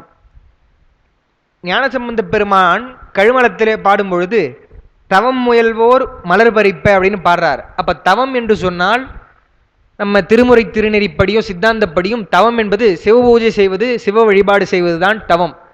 சித்தாந்தத்தில் சரியை கிரியை யோகம் என்பது தவம் அப்படின்னு சொல்லுவாங்க. அந்த சரியை கிரியை யோகம் என்பது நம்ம விட்டு விட்டு செய்யாமல் இறைவனை இடைவிடாமல் நினைத்து செய்யணும். அதுதான் வந்து புரிதல் அப்படின்ற ஒரு வார்த்தையில சொல்றாங்க. வள்ளுவர் கூட பொருள் சேர் புகழ் புரிந்தார் மாட்டு, அந்த புரிதல் என்பதை பரிமேலழகர் இடைவிடாது நினைத்தல் அப்படின்னு எழுதுறார். அதுதான் தவம்னு எழுதுறாங்க. தவம் என்ற ஒரு அதிகாரத்தில் திருக்குறள் இருக்கு இல்லையா, அதுக்கு அவருடைய விளக்கம் ரொம்ப அருமையான விளக்கம் பரிமையில் அதை எழுதியிருக்கிறோம். இன்னும் தவம்னு சொன்னால் சாதாரணம் இல்லை. இப்போ யாரை ஒன்றா நம்ம வந்து அவர் தவசி அப்படின்லாம் சொல்லிட முடியாது. தவம்னா என்னான்னு எழுதுறாரு பாருங்க, படிக்கும் போதே நம்மளுக்கு பயமாக இருக்கும். தவமாவது மனம் பொறிவழி போகாது நிற்றல் பொருட்டு. அதுவே பிரச்சனை முதல்ல. துரத்தல்னு சொன்னால் அதான் சொல்லுவாங்க இல்லையா, வேடிக்கையாக சொல்லுவாங்க ஒரு கதை. ஒருத்தர் முடிவு பண்ணாராம், இது மாதிரி நான் வந்து துறந்துட போகிறோம்மா, குடும்பத்திலேருந்து எல்லாம் எனக்கு மகனுக்கெல்லாம் திருமணம் ஆகிடுச்சு, இதுக்கடுத்து நான் கோயிலாக போக போகிறேன், துறவியாக ஆகிட போகிறேன்னு சொல்லிட்டு சொன்னவர் புறப்பட்டு போயிட்டு ஒரு அரை மணி நேரத்தில் திரும்பி வந்து, அந்த வெள்ளி சொம்பு நான் குடிச்சிட்டு வெளியில் வச்சேனே, எடுத்து உள்ளே வச்சிங்களா இல்லையா, ஜாக்கிரதையாக வச்சிருங்க, நான் போயிட்டு வரேன்ட்டு போனாருன்னா, அதையே உன்னால் துறக்க முடியலன்னா அப்புறம் எங்கே துறக்கிறது? இன்னொரு கதை நம்ம எல்லாருக்கும் தெரியும். அதாவது ஒருத்தன் தியானத்தில் உட்கார்ந்த பொழுது ஒரு பெண் போனா என்று அவன் பார்த்தான். அப்புறம் அந்த மலரனுடைய வாசத்தை நுகர்ந்தான். எல்லா ஐம்புலன்களையும் அடக்கலான்னு என்னென்னவோ பண்ணான். கடைசியாக வந்து இந்த நேரத்தில் அந்த பெண் போயிருப்பாளே அப்படின்னு மனசை அடக்க முடியல அவனாலன்னு சொல்லுவாங்க. தவம் என்பது அவ்வளோ சாதாரணமாக வராதுன்னு சொல்கிறாங்க. இன்னொரு விஷயமா நான் சொல்லிடுறேன் இந்த நேரத்தில். அவர் சொல்கிற மாதிரி இந்த பதிவுலாம் எப்போ வரப்போதோ இல்லை வந்தாலும் பிரச்சனை இல்லை நமக்கு. ஏன்னா நம்மளுடைய கருத்து நம்ம எதுவும் சொல்லலை, பெரியவங்க சொன்னது தான். அதனால தான் வந்து தவமோ யோகமோ எல்லாருக்கும் உரியது கிடையாது. இன்று சொல்லக்கூடியவங்க பேசக்கூடியவர்கள்லாம் எதுவாக இருந்தாலும் யோக பார்வையில் பார்த்தல் என்பது மிகவும் தவறான ஒரு விஷயம். இவங்களாம் அப்படி சொல்லவே இல்லை. ஞானசம்பந்தர் அப்படி சொல்லலை. அதாவது சரி வேணாம், இன்னும் ரொம்ப உள்ளே போக வேண்டாம். எல்லாத்தையுமே வந்து யோக பார்வையில் பார்க்கக்கூடாது. முக்கியமாக திருவம்பாவை போன்ற அந்த ஒரு பாவை பாட்டு, அது பாவை பாட்டுன்னா அவங்க சொல்கிற மாதிரி இல்லை, நீராடல் பாட்டு, தத்துவ பார்வையாக பார்ப்பதெல்லாம் அது எப்படி அது பொருந்தும் என்பது தெரியல. அது மட்டும் இல்லை, எதுவாக இருந்தாலும் வந்து தத்துவ பார்வை தான். இப்போ இமயமலைன்னு சொன்னால் இமயமலையில் பெருமான் இருக்கிறான்னா அவன் கைலையில் இருக்கிறான்னு சொல்கிறோம். அந்த கைலை என்பது எதுலாம் சித்தாந்தத்தில் சொல்கிறப்போ இன்னும் பெருமான் ஆகாயம் என்பதே வந்து நம்ம வெளியே 3 வெளின்னு சொல்கிறோம். இமயமலை என்றால் இது இமயமலை. இமயமலை என்பது புருவனுடைய அந்த குறி அப்படின்றாங்க. எல்லாம் நம்ம எங்கே போய் சொல்கிறது? எங்கேயுமே வந்து இப்போ சேக்கிழார் ஒரு குறிப்பாச்சு சொல்லியிருக்கணும் இல்லையா சார்? அருளாளர்களை தான் சொல்லலை, விளக்கம் பாடுற சேக்கிழாராச்சு அந்த இடத்துலலாம் சொல்லியிருப்பார் இல்லையா யோக பார்வையா. யோகம் என்பது ரொம்ப குறைவாக தான் சொல்லியிருக்கு இதில் திருமுறைகளில். திருமந்திரத்தில் சொல்கிறாருன்னு சொன்னால் அவரே கூட என்ன சொல்கிறார், அஷ்டாங்க யோகம் சொல்லி எதுக்கு சொல்கிறாருன்னா உடம்பை வளர்த்தால்தான் உயிர் வளர்க்க முடியும், பெருமானை வந்து நம்ம வழிபாடு செய்ய முடியும் தொடர்ந்துன்னு சொல்கிறார்.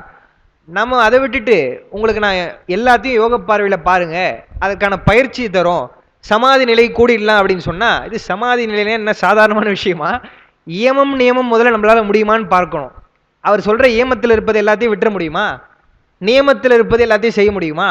அங்கேயே அடிபடும் நமக்கு இப்போ இருக்கிற உணவு உடையெல்லாம் வச்சு. அதனால் வந்து நம்ம ரொம்ப ஜாக்கிரதையாக இருக்கணும். யோக பார்வையில் எல்லாத்தையும் பார்ப்பது என்பது தவறானது. அந்த தவத்துக்காக சொல்ல வந்து மனம் பொறிவழி போகாது நிற்றல் பொருட்டு, அது ஆபத்தாக போயிடும், வேற ஒன்றும் இல்லை. மாணிக்கவாசகர் கூட என்ன சொல்கிறார், பெருமான் வந்து பெண்பால் உகந்திலனேல் கேட்குறா இல்லையா, என்ன யோகின்னு சொல்கிறீங்க, அவன் பெருமான் ஒரு பெண்ணை ஒரு பாகத்தில் வைத்திருக்கிறான்னு சொன்னால் பெண்பால் உகந்திலனேல் பேதாய் அறிவு கட்டவளே இருநிலத்தோல் விண்பால் யோக எய்தி வீடுவர்னு சொன்னார். யோகத்தில் எல்லாரும் போனால் என்ன ஆகும்னா அழிவு தான் வரும், அழிந்து போவார்கள்னு சொல்கிறார் மாணிக்கவாசகர் கூட. ஜாக்கிரதையாக இருக்கணும். மனசை போய் ஒரு பயிற்சியும் இல்லாமல் திடீர்னு நீங்கள் கட்டுப்படுத்தினீங்கன்னா என்ன ஆகும், இன்னும் வேகமாக தான் வந்து அது தவறான வழியில் போகும்னு சொல்லுவாங்க. தவமாவது மனம் பொறி வழி போகாது நிற்றல் பொருட்டு. அப்போ என்ன பண்ணணும்னு சொன்னால் எப்பவுமே அதான் நம்ம பேராசிரியர்லாம் நிறைய சொல்லியிருக்காங்க அதை பற்றி. மனசை அடக்கக்கூடாது, திசை மாற்றணும். சினிமாவுக்கு போகணும்னு தோணுதா, போகாதன்னு உள்ளே சொல்லிட்டு இருந்தீங்கன்னா அதையே தான் நினச்சிட்டு இருப்பீங்க. போகணும்னு தான் தோணும். கோயிலுக்கு போகணும் அப்படின்னு மாற்றணும். அப்போ தான் வந்து அது வந்து நம்ம சொல்கிறது கேட்க. அதான் எழுதுகிறாங்க, போகாது நிற்றல் பொருட்டு அமைதியாக இருப்பது கிடையாது, அதுக்கு தான் விரதங்களான் உண்டி சுருக்கலும். அப்புறம் எழுதுறாரு பாருங்க, கோடைக்கண் வெயில் நிலை நிற்றலும் மாரியினும் பனியினும் நீர்நிலை நிற்றலும். இது அப்படியே மாற்றி சொன்னால் நம்ம தாராளமாக செய்வோம். கோடை காலத்தில் நல்லா வந்து தண்ணியில் நிற்கணும்னு சொன்னால் ஜாலியாக நிற்போம், சம்மருக்கு நல்லா இருக்குது அப்படின்னு. மார்கழி மாதத்தில் நெருப்பு முட்டி நெருப்பு பக்கத்தில் இருக்கணும்னா இருக்கலாம். அப்படி கிடையாது வெயிலில் நிற்கிறது. ஒரு வெயில் காலத்தில் வந்து வெயிலில் நின்னா எவ்வளோ கஷ்டமோ, குளிர்காலத்தில் நீர்நிலையிலாம் எவ்வளோ கஷ்டமோ, எதுக்கு அதெல்லாம் செய்யணும்னு சொன்னால், ஏங்க செய்யணும், உடம்பை வருத்திக்கணுமா அப்படின்னு சொன்னால் எதுக்குன்னு சொல்கிறாரு பாருங்க. முதலிய செயல்களை மேற்கொண்டு அவற்றால் தம் உயிருக்கு வரும் துன்பங்களை பொறுத்து, முதல்ல அந்த நமக்கு வர துன்பத்தை பொறுக்கணும். அந்த பொறுத்தல் என்பது மிக மிக அவசியம். பொறுத்து அதனால என்ன ஆகும்னு சொன்னால், முதல்ல உங்களுக்கு வரத்தை பொறுத்துறீங்க. அடுத்து பிற உயிர்களை ஓம்புதல், பிற உயிர்களை எல்லாம் நீங்கள் பாதுகாக்கணும், அரவணைத்து போகணும்.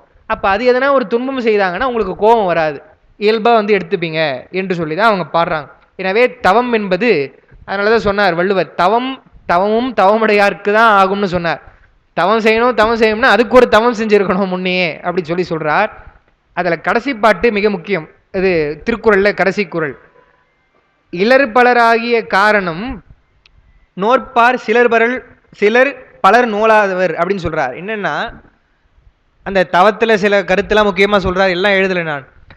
உலகத்திலே வறுமையுடையவர்களாக இருக்கிறது வந்து ஏன் இருக்கிறாங்க அப்படின்னு சொல்லும் பொழுது வள்ளுவர் சொல்கிறார், இலர்னா வறுமையானவர்கள், வறுமையாக கஷ்டப்படுறவங்க துன்பப்படுறவங்களாம் அதிகமாக இருக்கிறாங்களே, பலராகிய காரணம் என்ன என்றால், நோற்பார் சிலர், தவம் செய்யக்கூடியவர்கள்லாம் சில பேர் தான், பலர் நோலாதவர் என்று சொன்னால் தவம் செய்யாதவர்கள் எல்லாம் வந்து கஷ்டப்படுறாங்க. இப்போ அப்படி சொல்லி சொல்கிறார்.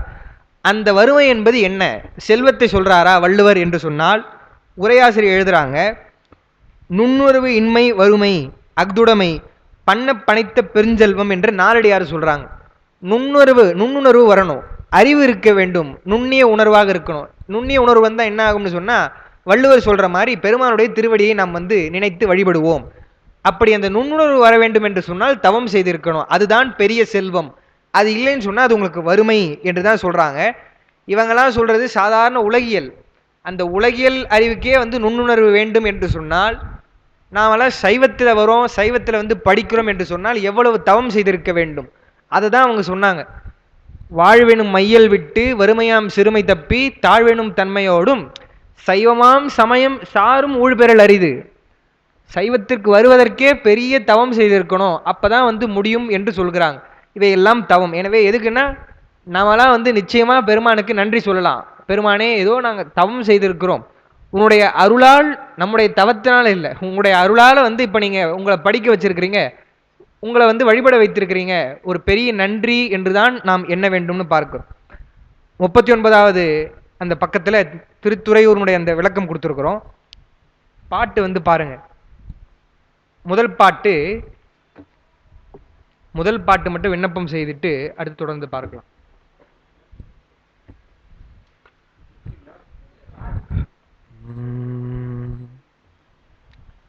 பண் வந்து தக்கராகம் என்று சொல்லக்கூடியது திருத்துறையூர் தலம்.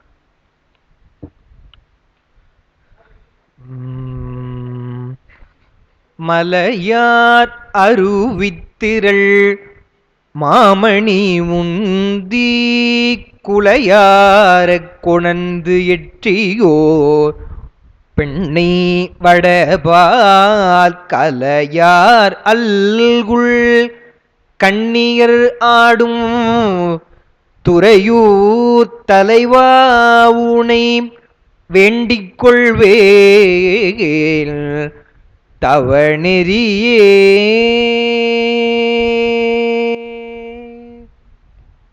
என்று ஒரு பாடலிலும் அத்தா உன்னை வேண்டிக் கொள்வேன் தவநெறியே எந்தாய் விரும்பா என்று சொல்லி பெருமானை விழித்து, பெருமானை தவநெறிதா என்று கேட்கிறார். ஏன் தவநெறி கேட்கிறார் என்று சொல்லும் பொழுது உரையாசிரியர்கள் ஒன்று எழுதுகிறார்கள். என்னன்னு சொன்னால், சித்தாந்தத்தில் கூட சொல்லும் பொழுது நம்ம பாச நீக்கம் மட்டும் சொல்லாமல் சிவப்பேறு என்று சொல்கிறோம்.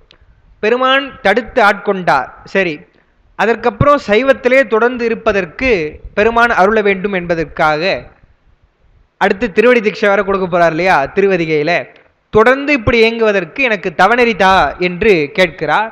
அந்த தவநெறி என்பது பாச நீக்கம் போல, அடுத்தவர் திருவதிகையில் திருவடி சூட்டுவது என்பது சிவப்பேறு போல என்று உரையாசிரியர் எழுதுகிறாங்க.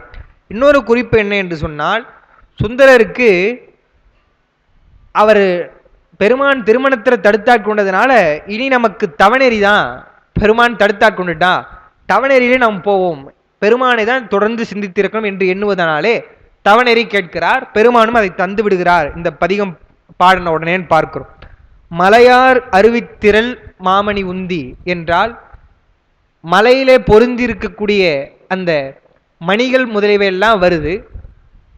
உந்தி வருதல்னு சொன்னா அது அப்படியே அடிச்சிட்டு வருது, தள்ளி வரக்கூடிய எதலன்னு சொன்னா அந்த பெண்ணை வடபால், பெண்ணையாற்றினுடைய வடக்கே தான் வந்து இந்த திருத்துறையூர்ன்ற தலம் இருக்கு.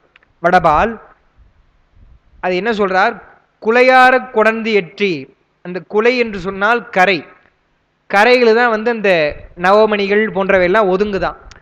அப்போ நீர்ல அடிச்சுட்டு வருதுன்னு சொன்னா நல்ல நீர்வளம். இன்னொன்னு குப்பை அடிச்சுட்டு வரல, இப்ப இருக்கிற மாதிரி கிடையாது. உயர்ந்த மணிகள் நவரத்தினங்கள்லாம் அடிச்சுட்டு வருதுன்னு சொன்னா அவ்வளவு செல்வ வளம் உடையவர்களாக இருக்கிறார்கள். எது அந்த பெண்ணையாறு வரக்கூடிய தோற்றமா இருக்கக்கூடிய அந்த இடமும் சரி, இங்கேயும் சரி. வடபால் கலையார் அல்குல் கண்ணியர் ஆடும் துறையூர். அந்த கலை என்பது யாரோ மேகலை அப்படின்னு சொல்லி நான் மேகலை அணிந்த அப்படின்னு சொல்லி கேள்விப்பட்டிருக்கேன். அருணையார் வந்து கலை என்பது ஆடைன்னு எழுதுறார். அதுதான் ஆடை. பெண்கள் எல்லாம் ஆடை அணிந்து இளம் பெண்களாக இருக்கிறார்கள், கண்ணியர்னு சொல்றார். அவர்கள் ஆடக்கூடிய அந்த துறையூரில் இருக்கக்கூடிய தலைவா, உன்னை வேண்டிக் கொள்வேன் தவநெறியே, பெருமானே உன்னை நான் தவநெறி வேண்டுகிறேன் என்று பாடுகிறார். அந்த ஒரு பாட்டிலையும் ஏன் துறையூருடைய சிறப்பு சொல்லணும் என்று சொன்னால், அந்த துறையை சொல்லுவார், நீராடக்கூடியது அப்படின்லாம் சொல்லும் பொழுது துறையூன்றதுக்கான பெயர் விளக்கத்தை தருகிறார், வேற ஒன்றும் இல்லை. ஏன்னா தவநெறி கேட்கும் பொழுது ஏன் அதை ரொம்ப விளக்கமாக சொல்றாருன்னு சொன்னா, ஏன் அந்த ஊர் துறையூர்னு பெயர் பெற்றதுன்னா, நல்ல ஒரு நீர்த்துறை அங்கே அமைந்திருக்குது. பெண்ணையாற்றினுடைய கரையில சிறந்த நீர்த்துறையா இருக்குது. அதுல இளம் பெண்கள், அதுதான் பெரிய விஷயம். கொஞ்சம் திருமணமானவங்களோ அவங்களாம் வந்து முறையா நீராடுகிறார்கள், வழிபாடு செய்கிறார்கள்னா அது சரி. இளம் பெண்களா இருக்கும் பொழுதே அவங்க முறையா நீராடுகிறார்கள் என்று சொன்னால் ஒரு ஒழுக்கம், ஒழுங்குமுறையோடு அந்த பெண்கள்லாம் இருக்கிறாங்க. எப்படி நம்ம திருவம்பாயில் வரக்கூடிய பெண்கள்லாம் இருக்கிறாங்களோ அது மாதிரி அவங்களாம் நல்ல பெண்களா இருக்கிறாங்க, நல்ல குழந்தைகளா இருக்குது அதுங்களாம். அதனால சுந்தரர் என்ன பண்றார், வியந்து போய், ஓ ரொம்ப டிசிப்ளினா இருக்கிறாங்களே, தினமும் வந்து இது மாதிரி நீராடி வழிபடுகிறார்களே என்று சொல்லி கலையார் அல்குல் கண்ணியர் ஆடும் துறையூர், இளம் பெண்கள் இருக்கக்கூடிய நீராடக்கூடிய, ஆடும் என்றால் நீராடும் துறையூர் தலைவா உன்னை வேண்டிக் கொள்வேன் தவநெறியேன்னு சொல்றார். அந்த இலக்கணம் சொன்ன இல்லையா, ஐயா கிட்ட கேட்டேன்னு சொல்லிட்டு, உன்னைன் என்று சொல்லக்கூடியது வேற்றுமை மயக்கம். இப்போ வேற்றுமை மயக்கம் என்று சொன்னால் தெரியும், உருவு வந்து மயங்கி வருவது. இங்க ஏன் வேற்றுமை மயக்கம் என்பது புரியல. அப்பதான் வந்து சொல்லும் பொழுது இரண்டாம் வேற்றுமை இங்க வந்து உனைன்னு வருது, உன்னைன்னு அது அர்த்தம். இரண்டாம் வேற்றுமையாகிய ஐ என்பது வேண்டுதல் பொருள்ல வராது இலக்கணத்துல. அது வந்து இலக்கணம் 4 அல்லது 6 அது மாதிரி இருக்கக்கூடிய பிற உருவுகள் தான் வந்து வரும். அதனால வந்து உன்னை வேண்டிக் கொள்வேன் என்ற அந்த ஐ என்பது வேண்டுதல் பொருட்டா வருவதனால் அது வேற்றுமை மயக்கம் அப்படின்றது ஒரு இலக்கண குறிப்பு. அடுத்து இருக்குது பாருங்க, வேண்டிக் கொள்வேன் அப்படின்னு இருக்கு இல்லையா, அந்த கொள் என்ற சொல் தற்பொருட்டு பொருண்மை விகுதி அப்படின்னு எழுதுறார். அதுதான் புரியாமே இருந்தது. என்னன்னு சொல்லும் பொழுது, விகுதி என்று சொன்னால் ஒரு சொல்லினுடைய இறுதியில் வரக்கூடியதான் விகுதி. இந்த பகுபத உறுப்பிலக்கணத்தை கூட சொல்லுவோம், பகுதி விகுதின்னு சொல்லுவோம் இல்லையா. சுந்தரர் இங்கே கேட்கும் பொழுது உன்னை வேண்டிக் கொள்வேன் தவநெறியே என்று சொன்னால், பெருமானே தவநெறி தா என்று வேற யாருக்குன்னா தா என்று கேட்கல. இந்த திருநாவலூர்ல இருக்கிறவங்களுக்கு தா, துறையூர்ல இருக்கிற அடியார்களுக்கு தா என்று கேட்கல, எனக்கு தா என்று கேட்கிறார். அதான் தன் பொருட்டு பொருண்மை விகுதி என்றால் தன் பொருட்டு பொருண்மை, எனக்காக பாடுறார். முடியும் பொழுது வேண்டிக்கொள் வேண் தவநெறியே என்றால், சில பேர் எப்படி சொல்றாங்க, வேண்டி கொள்வேன் தவநெறியே, சீக்கியஸ் கூட அப்படித்தான் எழுதுறார். நான் உன்னை கேட்கிறேன் பெருமானே, நீ கொடுத்ததுக்கு அப்புறம் நான் அந்த தவநெறி கொள்வேன் அப்படின்னு சொல்லி எழுதுறாங்க. ஆனா இவங்க என்ன சொல்றாங்கன்னா, வேண்டுவேன் தவநெறியே என்பதுதான் வேண்டிக் கொள்வேன் தவநெறியேன்னு வருது. அது வந்து அந்த சொல்லினுடைய விகுதி தான், தனி சொல் இல்லை. இந்த பரிமேலழகருடைய ஸ்டைலில் சொல்லணும்னா ஒரு சொல் நீர்மைத்து அதை பிரிக்கக்கூடாது என்பதற்காக அவர்கள் எழுதுகிறார்கள். அதான் அந்த இலக்கணம். தவநெறியே என்று சொன்னால் வேறொன்றையும் வேண்டேன் என்பது வந்து பிரிநிலை எச்சம். ஏன் அந்த ஏகாரம் சொல்றாருன்னா, பெருமானே தவநெறிதா, எனக்கு வேற எதுவும் நீ தர வேண்டாம் பெருமானே என்று பெருமானத்தில் கேட்கிறார். 2வது பாட்டு பாருங்க.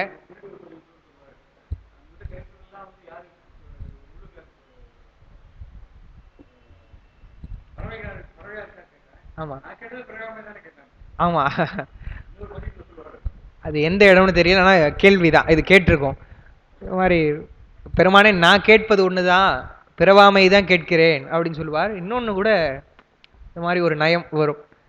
எனக்கு அதாவது என்னன்னா, அது என்ன பொருள்னு சொன்னா உங்களுக்கு இப்ப இருக்கிற ஒரு பாஷையில சொல்லணும்னா, நான் பேச்சுலரா இருந்தா கேட்டிருக்க மாட்டேன், நீ தானே திருமணம் செய்து வச்ச, என் ஃபேமிலிக்காக எனக்கு வேணும் அப்படின்ற மாதிரி கேட்கிறா.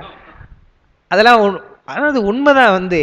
ஏன்னா அவருக்கு அந்த பற்றுலாம் வந்து கிடையாதே தவிர இல்லறத்திற்காக கேட்கிறார் என்று சொன்னா அது ஒரு அறம் இல்லையா? அவங்க இவர் கோயில் கோயிலா போயிட்டாருன்னா அவங்க என்ன பண்ணுவாங்க? அதனால கேட்டு அவங்க இடத்துல கொடுத்துடுறாரே தவிர, எங்கன்னா ஒரு இடத்துல வந்து சேக்கிழார் வந்து மா இவ்வளோ பொன் கொடுத்தனே என்ன பண்ணன்னு கணக்கு கேட்டார் சுந்தரர்னு வருதா? இல்லை அவர் எதனா செலவு பண்ணாருன்னு வருதா? எங்கேயுமே கிடையாது. வாங்குவார், கொடுத்துருவார். எப்படி பாருங்க, ஃபுல் சேலரியும் ஒய்ஃபு கிட்ட கொடுத்தவர் வந்து நம்ம சுந்தரமூர்த்தி சுவாமிகள். அந்த அம்மாவும் வந்து எவ்வளோ அறம் செய்திருக்கிறாங்க. அவங்களுடைய நெல் கொடுக்குறான்னா பெருமானுடைய அருள், எல்லாம் எடுத்துங்கன்றாங்க. இங்கே இருக்குதா எல்லாம் எடுத்துக்கங்க என்று சொல்கிறாங்க. செய்ய செய்ய தான் வந்து காலி ஆகுது.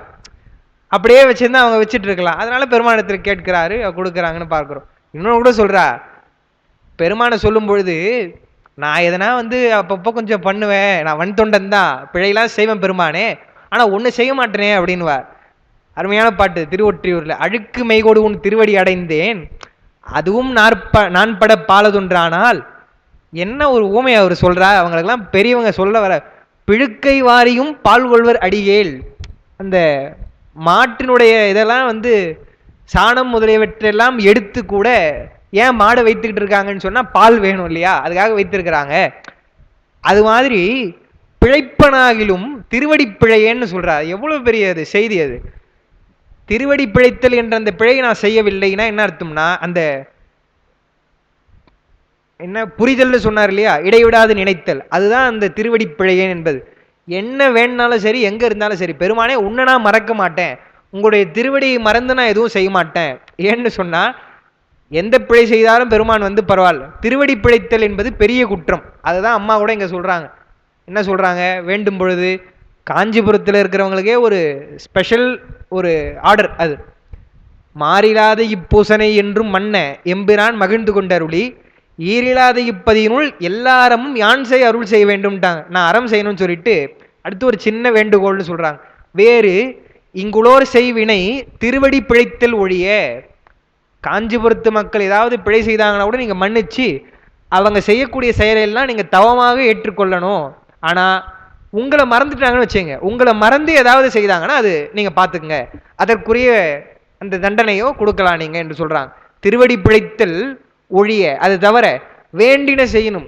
விருப்பமா நீங்க மார்க்கெட்டுக்கு போனீங்கன்னா கூட பேருமா தவ பயன் கொடுத்து அருளவும் வேண்டும். இந்த மாதிரி எங்கன்னா அமையமா பாருங்க.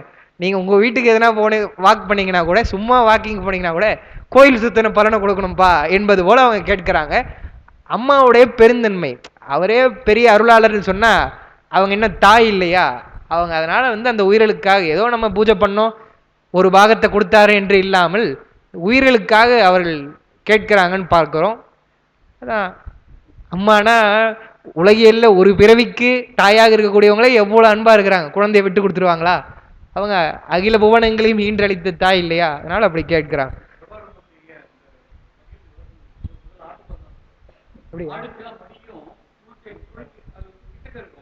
ஓ ஆ ஓஹோ அதான் நானு அது பாட்டு எப்படி வருது? பிழுக்கை வாரியுமா அழுக்கு மெய்கொடும் திருவடி அடைந்தேன், அதுவும் நாற்பட பாலதொன்றானார். பிழுக்கை வாரியம் தான் அது வேற, அது நம்ம சும்மா பாஷையில சொல்றோம், பசுவுடையது தான், அதுதான் சொல்றேன். ஏன்னா அவங்க தான் பழக்கம் கிடையாது. அதான் அதனுடைய இது. ஆமா ஆமா ஆமா அப்படி சொல்லுவாங்க. இவர் எதுக்குன்னா பல வகையில இல்லையா, பசு என்பது நமக்கு பாலுக்கு மட்டும் இல்லை, அது வழிபாட்டுக்கே வந்து பால் தருதுன்னா நமக்கு நமக்காக பால்னு இல்லை, வழிபாட்டுக்கு தருது. அந்த சாணத்தை தான் நம்ம அடுத்து திருநீராக வந்து இது பண்ணுறோம்னா பல வகையில் இருக்குது. இருந்தாலும் அதுக்கிட்ட ஒரு நெகட்டிவ் இருக்குன்னு சொன்னால் விட்டுடுறாங்களா? விட்டுல வச்சுக்கிறாங்களா பெருமானே? அது மாதிரி நீ என்ன வச்சுக்கணும் இல்லையா அப்படின்ற. அது எவ்வளோ அந்த ஊமை சொல்கிறது எவ்வளோ பெருந்தன்மை வேணும். இப்போ நம்ம சொல்லுவோமா, இப்போ பேசும்பொழுது நாயினும் கடையாக நான்னு சொல்கிறதுக்கே அது கொஞ்சம் இதாக இருக்கும். மாணிக்கவாசகர் அத்தனை இடத்துல சொல்கிறார், சுந்தரர்லாம் சொல்கிறார், அடித்தொண்டன் அடிநாய் சொல் அப்படின்லாம் சொல்கிறார்.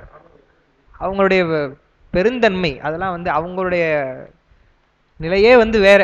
நம்முடைய பார்வையில் பார்த்துட்டு இவங்க இப்படி அவங்க இப்படிலாம் வந்து சொல்லக்கூடாது. அதுதான் சேக்கிழாரில் கூட பேசும்பொழுது நான் வந்து சொல்லியிருந்தேன். அடிக்கடி சொல்கிற விஷயந்தான் அது. சும்மா வந்து ஏதோ இப்போ பேசணும் அப்படிலாம் சொல்லிட்டு அவர் பொண்ணை கேட்டார், பொண்ணை பாடினான், பொண்ணை பாடலாம் சொல்ல, அது பெரிய பாவம் அது.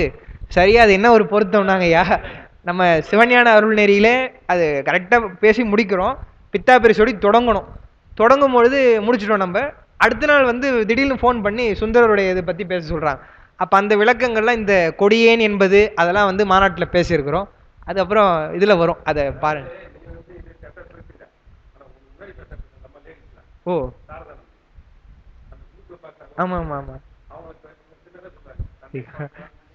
அதெல்லாம் வந்து நயத்துக்காக, நயம் என்பதே தேவையில்லை. அதையும் வந்து அடியன் வந்து அதில் பதிவு பண்ணியிருக்கிறோம். ஏன்னா நம்ம பதிவு பண்ணுறதில்லை. இப்போ நான் புதுசாக பார்த்துட்டு நான் சொல்லலாம், இதெல்லாம் திருமுறைகளில் நயம் சொல்லக்கூடாது, ஏன்னா நான் வந்து 7வதுலேருந்து நான் படிக்கிறேன் அப்படின்லாம் நான் சொல்லலை.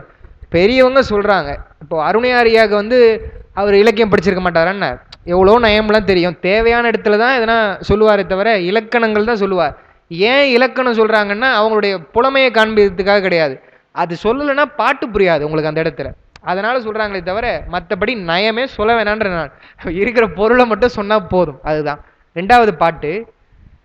மத்தம் மத யானையின் வெண்மறுப்பு உந்தி முத்தங் குணர்ந்து எற்றியோர் பெண்ணை வடபால் பத்தர் பயின்று ஏத்தி பரவும் துறையூர் அத்தா உன்னை வேண்டிக் கொள்வேன் தவநெறியே. ரொம்ப எளிமையாக தான் பாடுறார் இந்த பாட்டு, புரிகிற மாதிரி.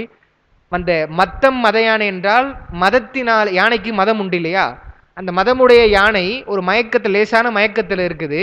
அப்படிப்பட்ட அந்த யானைகள்லாம் இருக்கும்போது நீங்கள் எவ்வளோ வளமான ஊராக இருந்தால் யானையோட தந்தம் அடிச்சுட்டு வரும். யானை வந்து சொல்லுவாங்க அது வந்து எவ்வளவோ தீனி போட்டாலும் அது இல்லைனா கூட வந்து அது நமக்கு செல்வம் தரும் என்பதற்காக அதோடைய தந்தம் எல்லாம் ரொம்ப விலை உயர்ந்ததுன்னு சொல்லுவாங்க. அதான் நினைவுக்கு, இருந்தாலும் 1000 இறந்தாலும் 1000 பொண்ணுன்னுவாங்க. அவ்வளோ சிறப்புடையது யானை. யானையோடைய தந்தம்லாம் அடிச்சுட்டு வருதான் அந்த ஆற்றங்கரையில். எவ்வளோ வளமான அந்த ஆறு. மறுப்பு என்று சொன்னால் தந்தம், யானையினுடைய கொம்பு, யானைக்குன்றதுனால தந்தம். முத்தம் குணந்தியற்றி என்றால் யானையுடைய தந்தத்திலே முத்தம், முத்து இருக்கும் என்பது வந்து மரபு இருக்கும். அது அதெல்லாம் வந்து குணந்தியற்றி என்றால் சேர்த்து கொண்டு அந்த ஆறு அடிக்குது. அந்த பெண்ணையாற்றினுடைய வடக்கே இருக்கக்கூடிய பக்தர் பயின்று ஏத்தி பரவும் துறையூர், தொடர்ந்து அவர்கள்லாம் வழிபாடு செய்யக்கூடிய தலமாக இருக்கக்கூடிய துறையூரினுடைய அத்தா, அப்பான்றார். அப்படியே நேரடியாக பெருமானிடத்தில் பேசுகிற மாதிரி தான் இருந்து, அப்பா எனக்கு தவநெறி வேணும் அப்படின்னு கேட்கிறார். 3வது பாட்டு. கந்தங்கமழ் காரகில் சந்தனம் உந்தி செந்தன் புனல் வந்திழி பெண்ணை வடபால் மந்தி பலமா நடமாடும் துறையூர் எந்தாய் உன்னை வேண்டிக் கொள்வேன் தவநெறியே. இங்கேயும் சொல்றார் பெருமானே, அந்த கந்தம் என்றால் நம்ம சொல்றோம் இல்லையா, கந்தம்னா வாசனை. கந்த மாமலர் உந்தி அப்படின்லாம் ஞானசம்பந்தர் பாடுவார், நிவா மல்கு கரைமேல் அப்படின்லாம். அந்த வாசனை உடைய கமழ்னா வீசுகின்ற, மனம் வீசுகின்ற காரகில், கரிய நிறமுடைய அகில் சந்தன உதயவெல்லாம் செந்தன் புனல், செம்புணல் தன் புனல்னு சொல்லணும். செம்மையாக இருக்கக்கூடிய குளிர்ச்சியுடைய புனல். ஏன் தண்ணி வந்து செம்மையாக இருக்குன்னா அந்த மண் வந்து செம்மண். செம்மண்ணு சொன்னால் ரொம்ப வளமான மண்ணுன்னு அர்த்தம். அதை என்ன பெரும்பாலும் நல்லா விளையும் செம்மண்ணில் போட்டிங்கன்னா. அப்படி இருக்கக்கூடிய புனல் வந்து இழிகின்ற வருகின்ற பெண்ணை வடபால்ல மந்தி பல மானடமாடும் துறையூர். குரங்கு வந்து மானடம் ஆடுதுன்னு சொல்கிறாரு. என்னன்னு சொன்னால் அதுக்கு அருணையார் எழுதுறாங்க, ஆடல் மகளிர் போல. இப்போ ஒரு ஆடல் மகளிர் எவ்வளோ முறையாக நடனம் ஆடுவாங்களோ அது போல் ஜாலியாக டான்ஸ் ஆடுதான் அந்த குரங்குலாம். அப்படி ஆடக்கூடிய துறையூரில் இருக்கக்கூடிய எந்தாய்.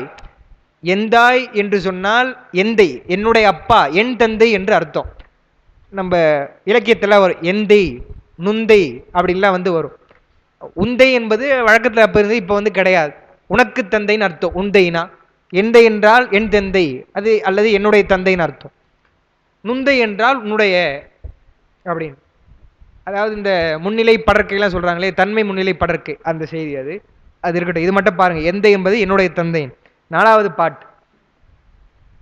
அரும்பு ஆர்ந்தன மல்லிகை சண்பகம் நாடி சுரும்பார் குழந்தியற்றியோர் பெண்ணை வடபால் கரும்பார் மொழி கண்ணியர் ஆடும் துறையூர் விரும்பா உன்னை வேண்டிக் கொள்வேன் தவநெறியே.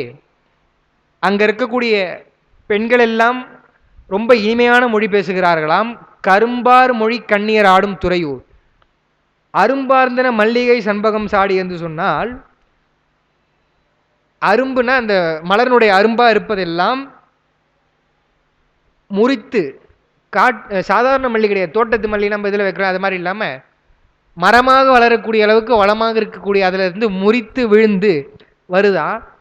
அப்படி வரக்கூடிய அந்த இதில் சுரும்பு ஆற குணந்து எற்றியோர் வெண்ணை வடபால். சுரும்பு என்றால் வண்டு, அங்கே பூக்களில் வண்டுகள் எல்லாம் மொய்த்து கொண்டு வருது. அப்படி வரக்கூடிய பெண்ணை வடபாட்டில் அந்த இனிமையான மொழி பேசக்கூடிய கண்ணியர் ஆடக்கூடிய துறையூரில் ஏன் ஒரு இதுலையும் சொல்கிறாருன்னா துறையூர் என்பதன் விளக்கம். அவ்வளோ சிறப்பாக அந்த நீர்த்துறை இருந்ததுனால துறையூர்னு பெயர் வச்சிருக்கிறாங்க. அங்கே இருக்கக்கூடிய பெருமானே விரும்பா உன்னை வேண்டிக் கொள்வேன்றார். அந்த விரும்பா என்று சொன்னால் நம்பன்னு சொல்கிறோம் இல்லையா, அதுதான் விரும்பன் என்று சொல்லி அது விரும்பா அப்படின்னு விழிச்சொல்லா வருது. அடுத்த பாட்டு, பாடார்ந்தன மாவும் பலாக்களும் சாடி நாடார வந்து எற்றியோர் பெண்ணை வடபால் மாடார்ந்தன மாளிகை சூழும் துறையூர் வேடா உனை வேண்டிக் கொள்வேன் தவநெறியே என்று சொல்கிறார். பாடார்ந்தன மாவும் பலாக்களும் சாடி என்றால் அந்த பாடு என்பது பக்கமாக அந்த துறையினுடைய நீர்த்துறையினுடைய பக்கமாக மா முதலிய அந்த மரங்கள் எல்லாம் உடைந்து, சாடி என்றால் முறித்து எழுதியிருக்கல 4வது பாட்டில் முறித்து விழுதான், அதையெல்லாம் அடித்து கொண்டு நாடார வந்தியற்றி அந்த நாட்டுக்கு அடித்து கொண்டு வருதான். அதாவது மலையில் இருக்குன்னு சொன்னால் கூட மலையில் இருக்கக்கூடிய பொருள்களை ஆறு தான் வந்து எடுத்துகிட்டு வந்து நாட்டில் சேர்க்கும். அது மூலிகை இதாக இருக்கலாம், எதுவாக வேணா இருக்கலாம். அது இலக்கியத்தெல்லாம் கூட வந்து சொல்லுவாங்க. இந்த முக்கூடர் பல்லு அதெல்லாம் வரப்போ அது ரொம்ப நல்லா சொல்லுவாங்க. திரிகுட ராசப்ப கவிராயர் எழுதின குற்றால குறவஞ்சிலாம் கூட அந்த என்னென்னலாம் வந்து அடித்து கொண்டு வருது என்று அந்த செய்திலாம் சொல்லுவாங்க. அது மாதிரி வருது. மாடார்ந்தன மாளிகை சூடும் துறையூர் என்றால் அங்கே இருக்கக்கூடிய மக்கள் எல்லாம் வளமாக இருக்கிறாங்க. மாடி என்று சொன்னால் செல்வம், செல்வம் நிறைந்துள்ள அந்த மனைகளில் இருக்கக்கூடிய மாடத்தில் இருக்கக்கூடிய மக்கள் எல்லாம் நிறைந்து துறையூரில் இருக்கக்கூடிய வேடா. வேடா என்றால் வேடத்தை உடையவனே. காலத்தை எப்படி பெருமான் வச்சிருக்கிறதுனால அவனுக்கு காலன்னு சொல்கிறோம் இல்லையா, காலன் என்பது யமனை மட்டும் சொல்கிறோம், அவர் பெருமான் காலன்னு சொல்கிறோம். அது மாதிரி வேடத்தை உடையவன் என்பதனால் வேடா அப்படின்னு சொல்கிறார். உன்னை வேண்டிக் கொள்வேன் தவநெறியே அப்படின்னு சொல்கிறாரு. பார்க்கலாம் ஐயா, முடிச்சிடலாம். ஏன்னா எளிமையான பாட்டு தான் வந்து 6வதுல சொல்லும் பொழுது மட்டார் மலர் கொன்றையும் வன்னியும் சாடி மொட்டார குணந்தியற்றியோர் பெண்ணை வடபால் கொட்டு ஆட்டொடு பாட்டொழி ஓவா துறையூர் சிட்டா உன்னை வேண்டிக் கொள்வேன் தவநெறி என்றார். அந்த மட்டு என்பது தேன், நமக்கெல்லாம் தெரியும்.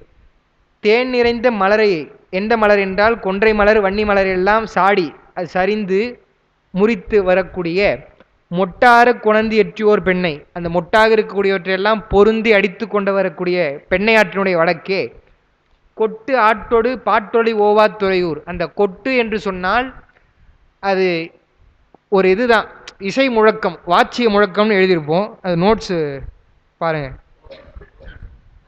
ஓசை, கொட்டு என்பது ஓசை தான். என்னென்னா பூஜைக்கு கூட வந்து இசைக்கக்கூடிய ஓசைகள் இருக்குது. இப்போ அப்பரே கூட பூசையின் போது சங்கொலி வேண்டும்ன்ற, அதனால தான் இலிங்க புராணத்தில் சொல்கிறார் இல்லையா, உன் கையில் இருக்கக்கூடிய சங்க வாசிச்சிருந்தாலே பெருமான் வெளிப்பட்டிருப்பானேப்பா அப்படின்னு சொல்லும் பொழுது சில வாட்சிய ஒலிகள் எல்லாம் பூசைக்கு அவசியமானது. அவையெல்லாம் தொடர்ந்து ஒலிக்கக்கூடிய துறையில் இருக்கக்கூடிய சிட்டா, சிட்டனை சிவலோகனை அப்படின்னு கூட மாணிக்க வாசகர் பாடுறார் இல்லையா. சிட்டன் என்றால் மேலானவன் என்று பொருள். பரம்னு சொல்றது தான் சிட்டம் அப்படின்னு வருது, அதான் சிட்டன், மேலானவன். 7வது பாட்டில் சேட்டன் 7வது பாட்டு, இது 8வது பாட்டா, 8வது பாட்டு. மாதார் மயிர்பீலியும் வெண்ணுரையுந்தி தாதார கொணந்தெற்றியோர் வெண்ணை வடபால் போது ஆர்ந்தன பொய்கள் சூழும் துறையூர் நாதா உன்னை வேண்டிக் கொள்வேன் தவநெறியே அப்படின்னு சொல்றார். அந்த